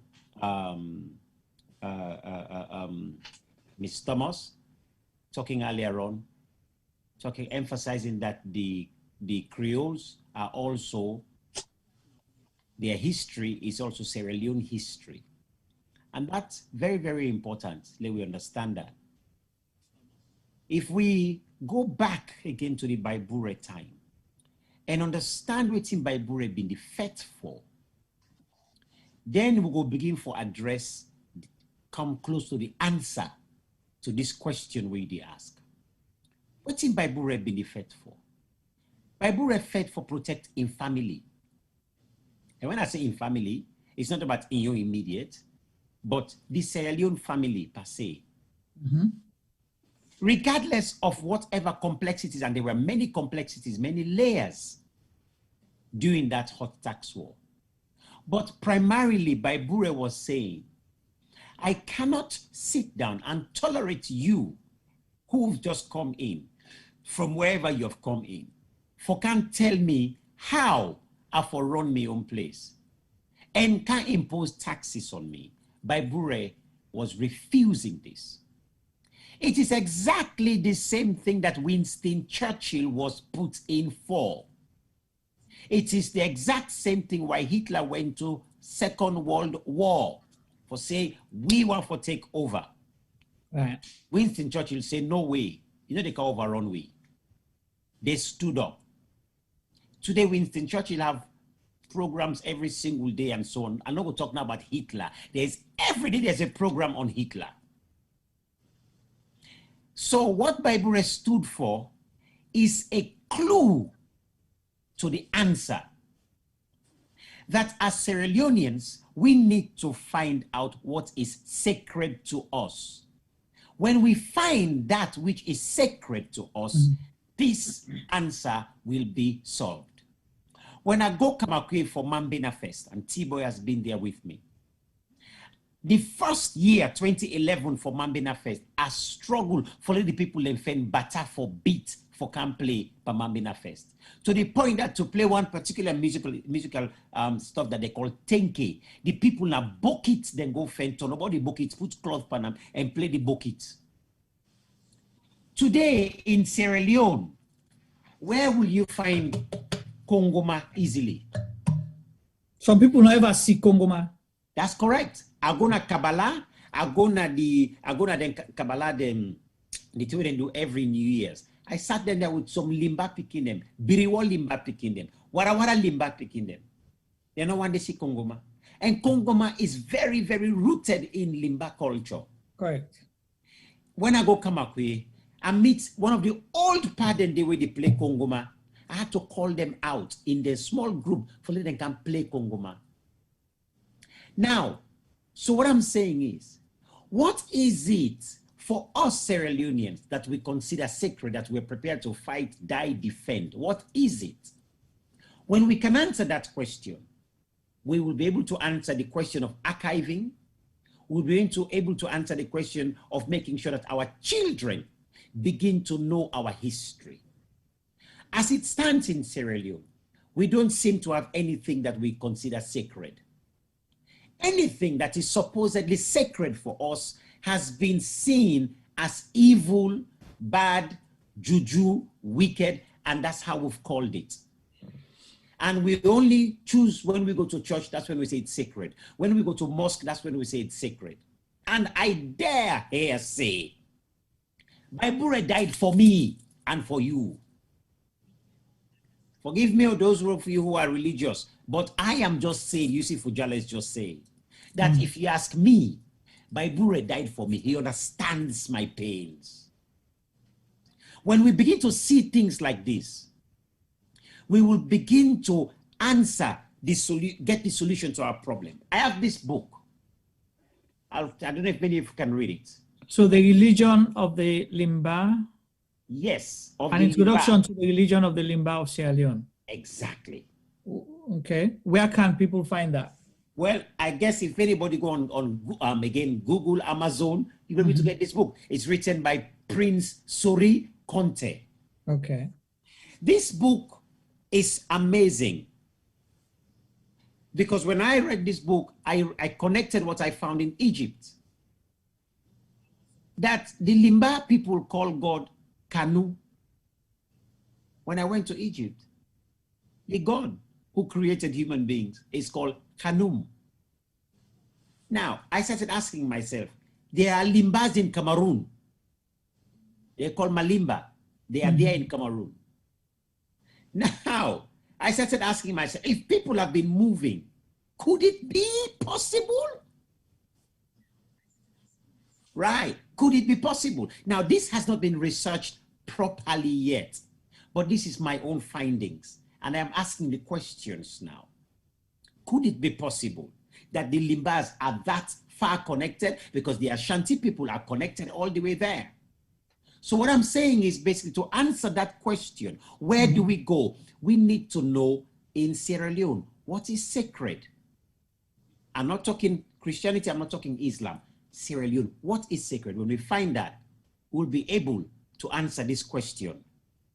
Because we've been told over the years, go forward, go get civilization, go forward, go get education, go forward, go and this. No, look behind. Everything behind back there is evil. Everything back there is everything back there is all illiterate, backward, primitive. Yes, everything primitive. That's what they've told us. And somebody's just mentioning, yes, they're in Zimbabwe too as well. They're in Zimbabwe too, the Limba people. Now, when you have that kind of thinking, this is what's happening to us now. This program we're having is part of what I call, we are banging our heads now on the mirror, on the glass ceiling. We are banging our heads now. And what's happening is that many of our young people, like the young Sierra Leonean that was mentioned earlier on, young people like those are now beginning to say, hey, wait a minute. They've said for us to go forward, but we're not going forward. Though. We look sideways. There's no look sideways. Well, can we look behind? Mm-hmm. But because we've been told that if you look behind, there's a mist, and that mist is full of juju, superstition, and all that. So if you look behind it, no look there, go forward, civilization. But now they are asking the question, because we cannot go forward. We are finding it difficult. So Black Lives Matter and all this stuff, now we're beginning to look backwards. And we need to find the answer. Those of us who have plucked the courage to go back into that history, guess who we find? We find Thomas Sankara. Guess who we find? We find Stephen Biko. Guess who we find? We find the Dahomey Amazon women. We find the great Mosque Njene. We find Uthman Dan Fodio. We find all these great people. We find arts. We find them all there. We find mathematics. We find sciences, all in that mist. But only if we take the courage to go back there. And it is there. It is not like it's all lost. It's there. Today, more than ever, we have the technology to go back and record, like Sierra Gem Media is doing right now. We have the technology to go back there and record these things and begin to revive them. Because I don't see any reason why Furabe College will be teaching Chinese and not teaching Mende, Timini, Loko, Kuranko, Gizi, Vai, Limba, and so on. Right. Why are we not teaching these languages in the primary school? Let all the children learn all of our languages, at least all the basics from primary school. When they go to secondary, they can choose if they want to take anything further. But I think they can, because at primary level, you don't need a degree to teach it. We can study from primary level. And when we learn these languages, within the languages, the culture is embedded. So with that, I want to end with a story, if that is okay. Oh yes, it is.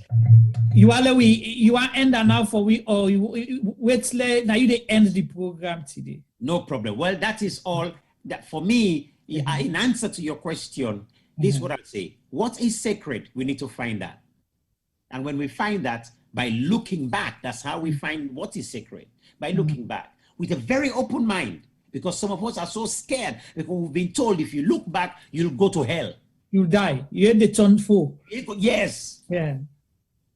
Look, let me tell you, my people, there is what they call occult.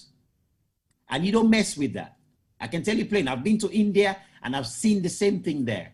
There is occult. Yes, that people mess about with, that people occult that requires a part of your body. There is that. But there is also another powers as well that we have, that Africans recognize. Study the Orishas in Yoruba culture. Limba society, which is what I'm reading right now about the Limba Kanu, and you'll see that the Limbas understood the divine nature of human beings and the divine nature of God. Here it is written clearly. So it is, I don't need, me personally, and people can say, me personally, I don't need Arab man to come and teach me about God. Nor do I need a white man to come and teach me about God. No, I refuse. I know. And we have to trust ourselves as Africans that we know this, that we know it deep in us. We have to trust this. Okay. Thank you so much. Hold it. There is a play for now for end. Wait. I want to bring the answer inside quick, and then we end now. So thank you for we viewers them. And T-Boy, one last message. Well, me last message is simple. We don't hear it all thing way Mr. don't say and all thing way Yusuf don't say. Although they end up putting story. I'm not going to say Yusuf in story we get for end up with and I get for be the banger. We see who don't all make it wait But yeah, definitely, I think I appreciate the platform today because there has been so many positive contributions and challenges with some of the things they don't discuss based on the fact that we discuss for look at archive, we discuss for look at historical facts of what we need and what we don't need and what we don't do and what we need for do. So I would say let's keep having this discussion going forward because I don't think this discussion will just done today and that's just it. We can continue the discussion on the forum and we can able to take them back online and discuss about it a bit more.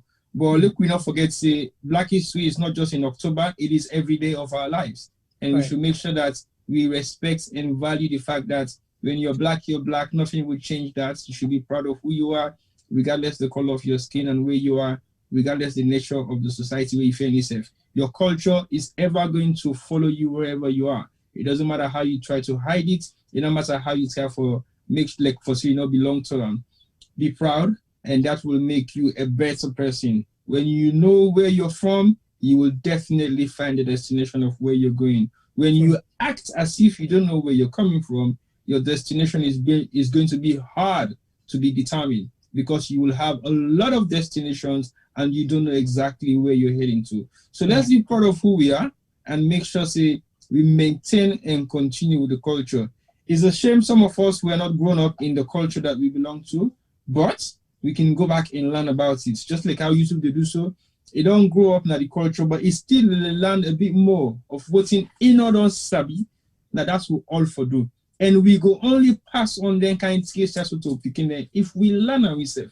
When we born in Pekin, I call and sir. When we born in Pekin, I feel proud for put that first name there panam because I embed in them say in the culture, the firstborn is called sir.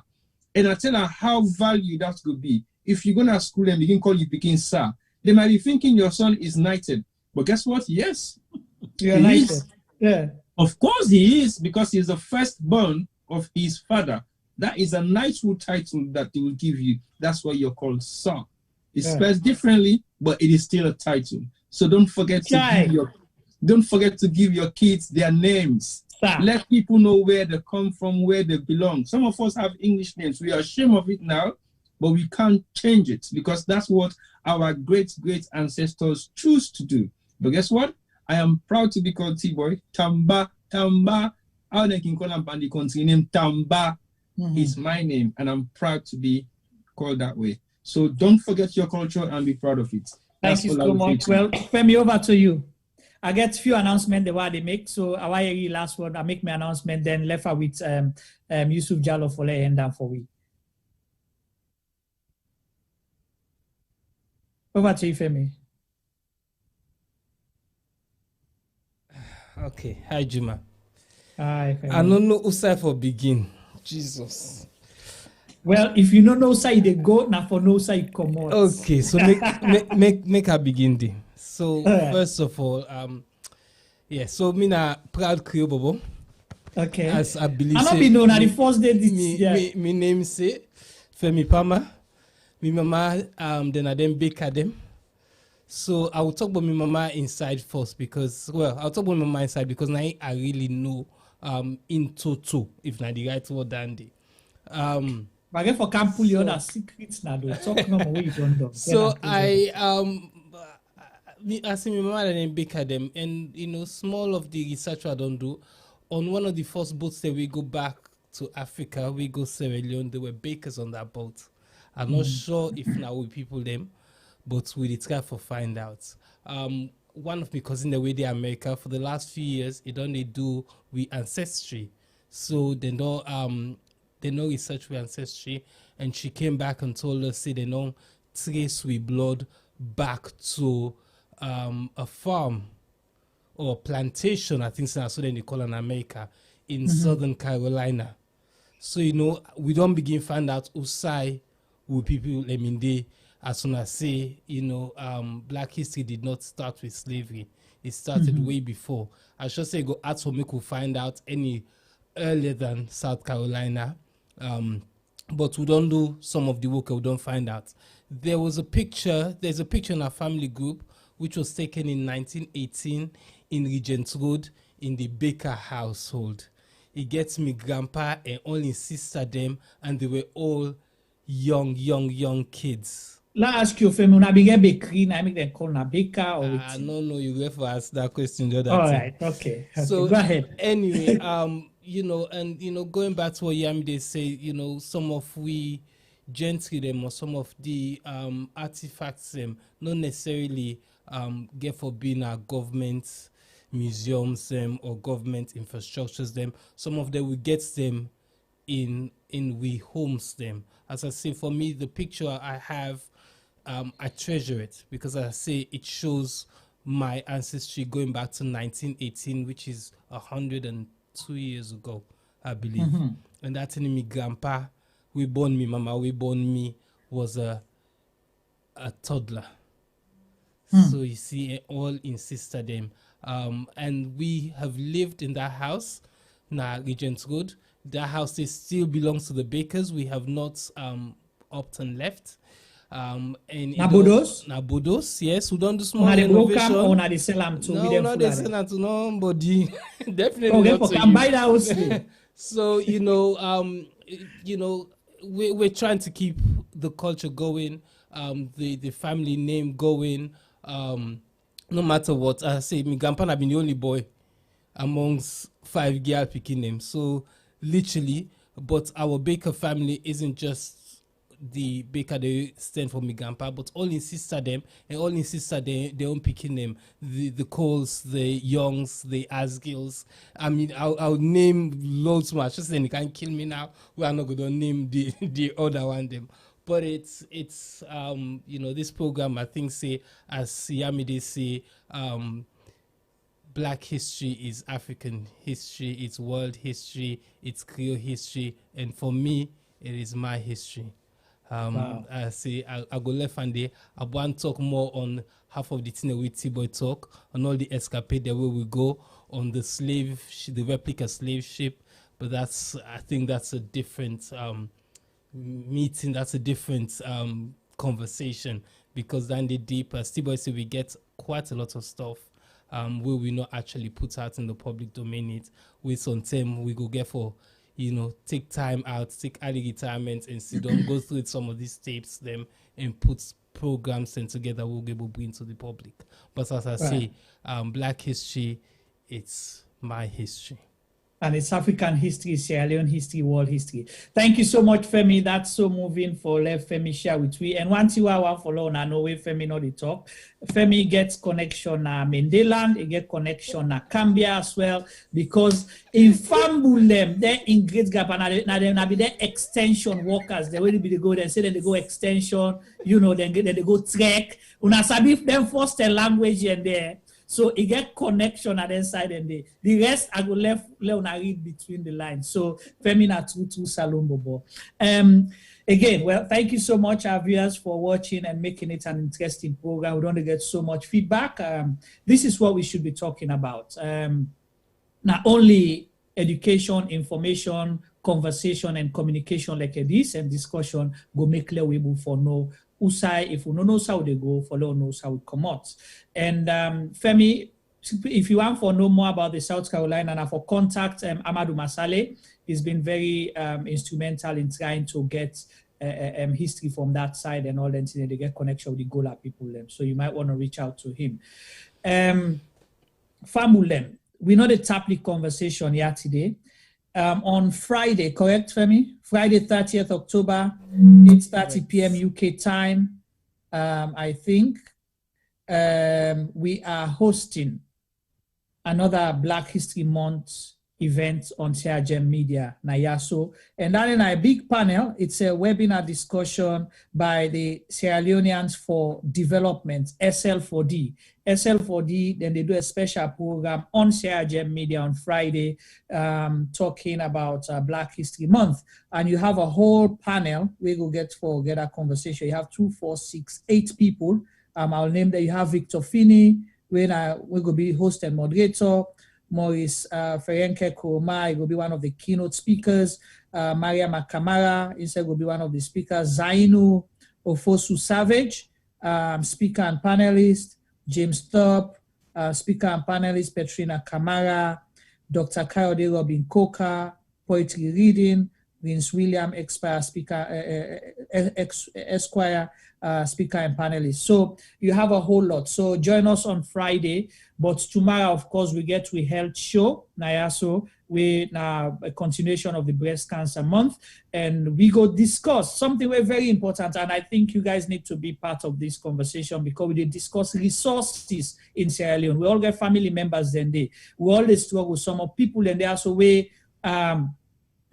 cancer survivors or where they battle with cancer. Sometimes don't tired, they want to go home and go rest and waiting. But then they're afraid because they don't know who that if they will get services then they. So that's why it'll be important for you guys to join that conversation tomorrow, Thursday here. And Friday, of course, this Black History Month continuation webinar by Sierra Leone's for Development SL4D.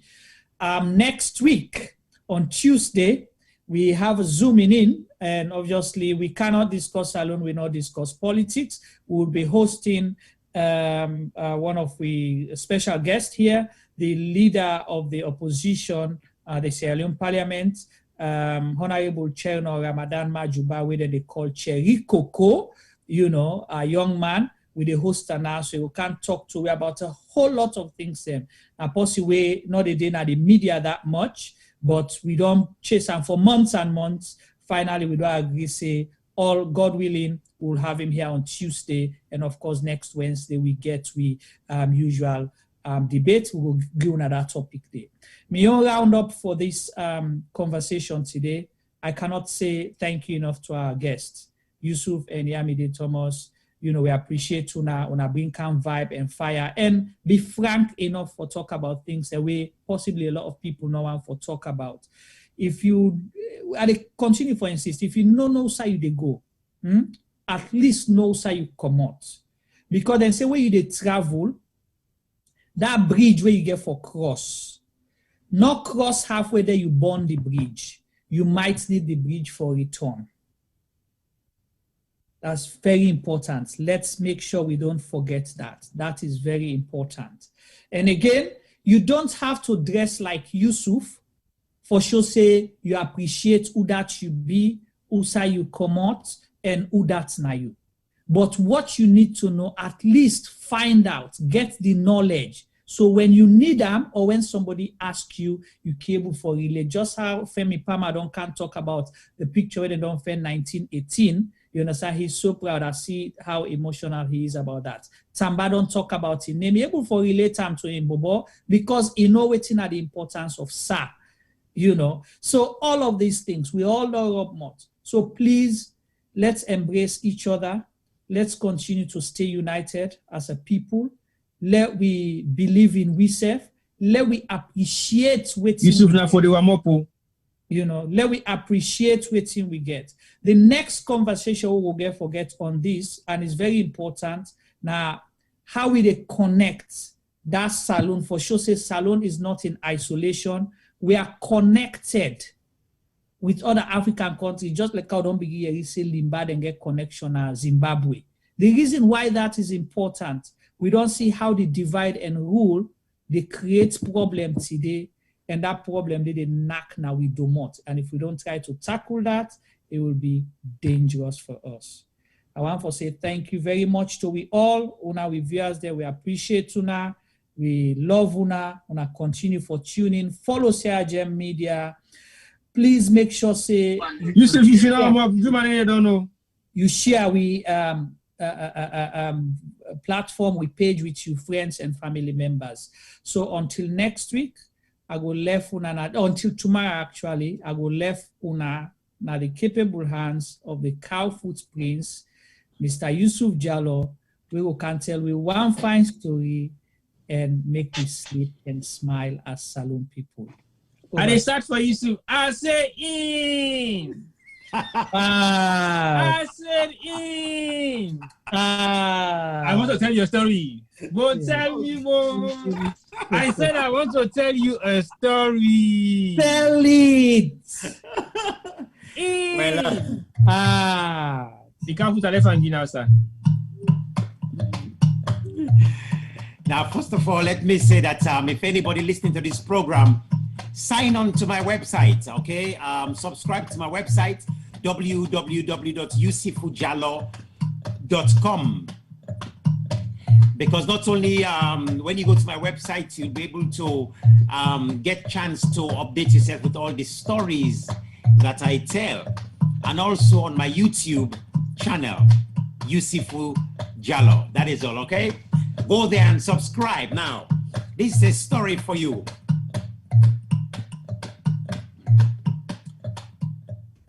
There was a king, and this king had a problem. This king gets serious wahala. This king, he wants all the one they wait and dinner in kingdom for make them all be good, make them all be nice, make them all be wonderful, make them get trained, let them all get training, let them all eat well. He wants the best for all of them. But this king, now none other na bra King Arata. Eh? Yes. Would I go crown Arata so? Well, I'll tell you now, he don't get your crown na your kingdom, Arata kingdom. He wants the best for all. If they sit down, they ask all the other one, the wise one, they waiting for do, go do for make them better. They one day, he sit down. Now they furu goof. Now they bra puss boss. Eh? Yes, now they bra puss. Now he say king. Great things, king. Push your everybody. Now the puss. Now bra puss now, don't come. He say, bro, he say, king, no worry, greetings to you, king, eh? And bra King Arata, he say, bra puss, what you can do now, so?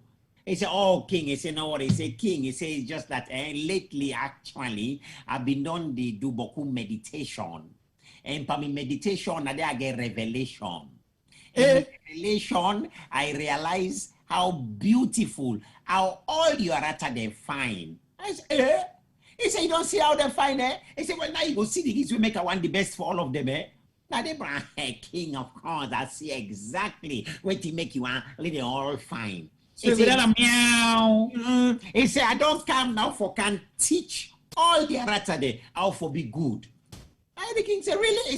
He said, king, no worry. He said, in case Congo side the one for can talk to you, make I tell you, king. Lately, actually, I've been on the meditate. And for me meditation, I get revelation.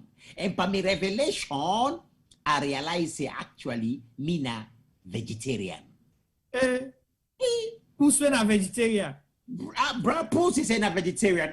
He said, hey, you know, see anybody fine? It's, well, if not so, well, no problem. Now they bra Puss now. He say, call all the Arata then. They then call all the Arata then come. He say, now what you wanna for do? Wanna all for make traits line. Traits line at the middle of the forest. And wanna make traits line at the middle of the forest. Una for make sure say nobody not for look beyond. Nobody not for look beyond. If anybody look beyond na disqualification. No problem. So all the Arata they obey, they go make straight line, middle forest na net. Nobody not for look beyond. Well, as they all gather, middle net, na the bush. Bra Arata, bra Puss, na they come, it's up beyond them all. As it's up beyond them. They watch them now, then they walk and so in a bien, they not so before, na bien. Not bien, because in like them all, it go lead them from bien. And as it's up, they watch us, then they go, and they begin sing one funny song. Kondo mere manyogo bagata bankere kan computer kontoro. All the answer. Kondo mere kondo mere kondo mere kondo mere manyogo bagata bankere kan computer kontoro. Kondo mere kondo mere kondo mere. Let me sing now. Bankere kan computer kontoro. Kondo mere kondo mere. Kondo mere. Saiku ngarembe kyom nyakaramu karamu ya. Kyom Itian. Before Magano now, why Arata don't die? Vegetarian Puss. I think they look bien, so then they go no more buy. Before Maga, he don't charm na one green Arata left. That Arata day, now he look bien. He say, another year give me a company, what's in the happen? Now he get the mind, the dare for look back. When he look back, he see Bra Puss already. When he see Bra Puss jump, as he jump, Bra Puss is setting eye. And the darkness is setting a much open the calm. As he one can Arata run. Yeah, Bra Puss, you not see the Agbata rock within a ground. Boy, he jam him out. From where bang him out. That thing I make puss get shot mouth. Well, really? So it not be long for just capture. For capture wreck. From that day, by England, the same story, England, then call that story the Tom and Jerry. Well, the people, all I'll end up with is this. Let us be the last mouse that dares to look back. Because when we look back, we will find ourselves, we will find our lives as Sierra Leonean. Kundo mere mere manyogo baga taban kere kan computer control. Kundo mere mere kundo mere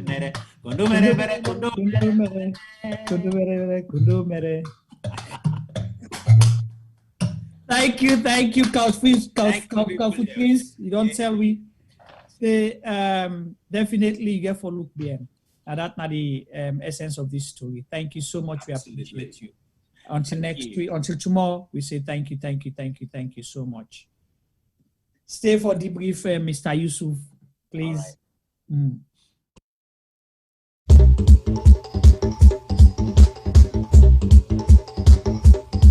Now, who's them this?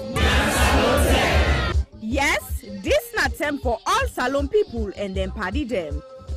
Sierra Gem Media will be bringing you a variety of programs ranging from documentaries to discussions, interviews, news, views, sports, and entertainment.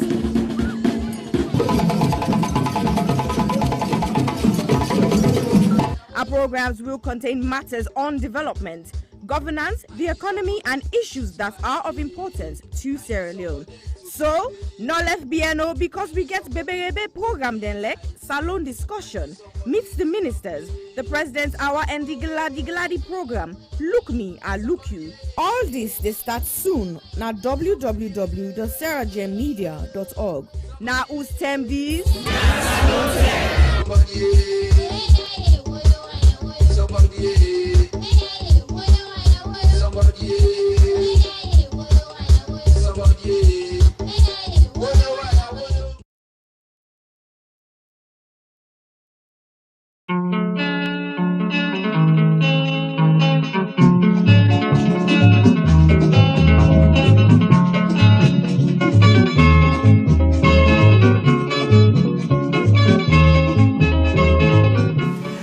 As we talk about burning issues ranging from politics to the economy, culture to sport, education to entertainment, corruption to the environment, we realize the Sierra Leone story is far from finished. So, Sierra Gem Media Production brings you Zoom In. Zooming In is the program that engages everyday people, entrepreneurs, inventors, entertainers, activists, policymakers, and politicians to discuss and debate issues relating to Sierra Leone. Zooming In digs deep into the issues and stories. Zooming In ensures the debate is pushed to another level. Zooming In asks those questions that has never been asked before. So, join me, host Chuma Baba.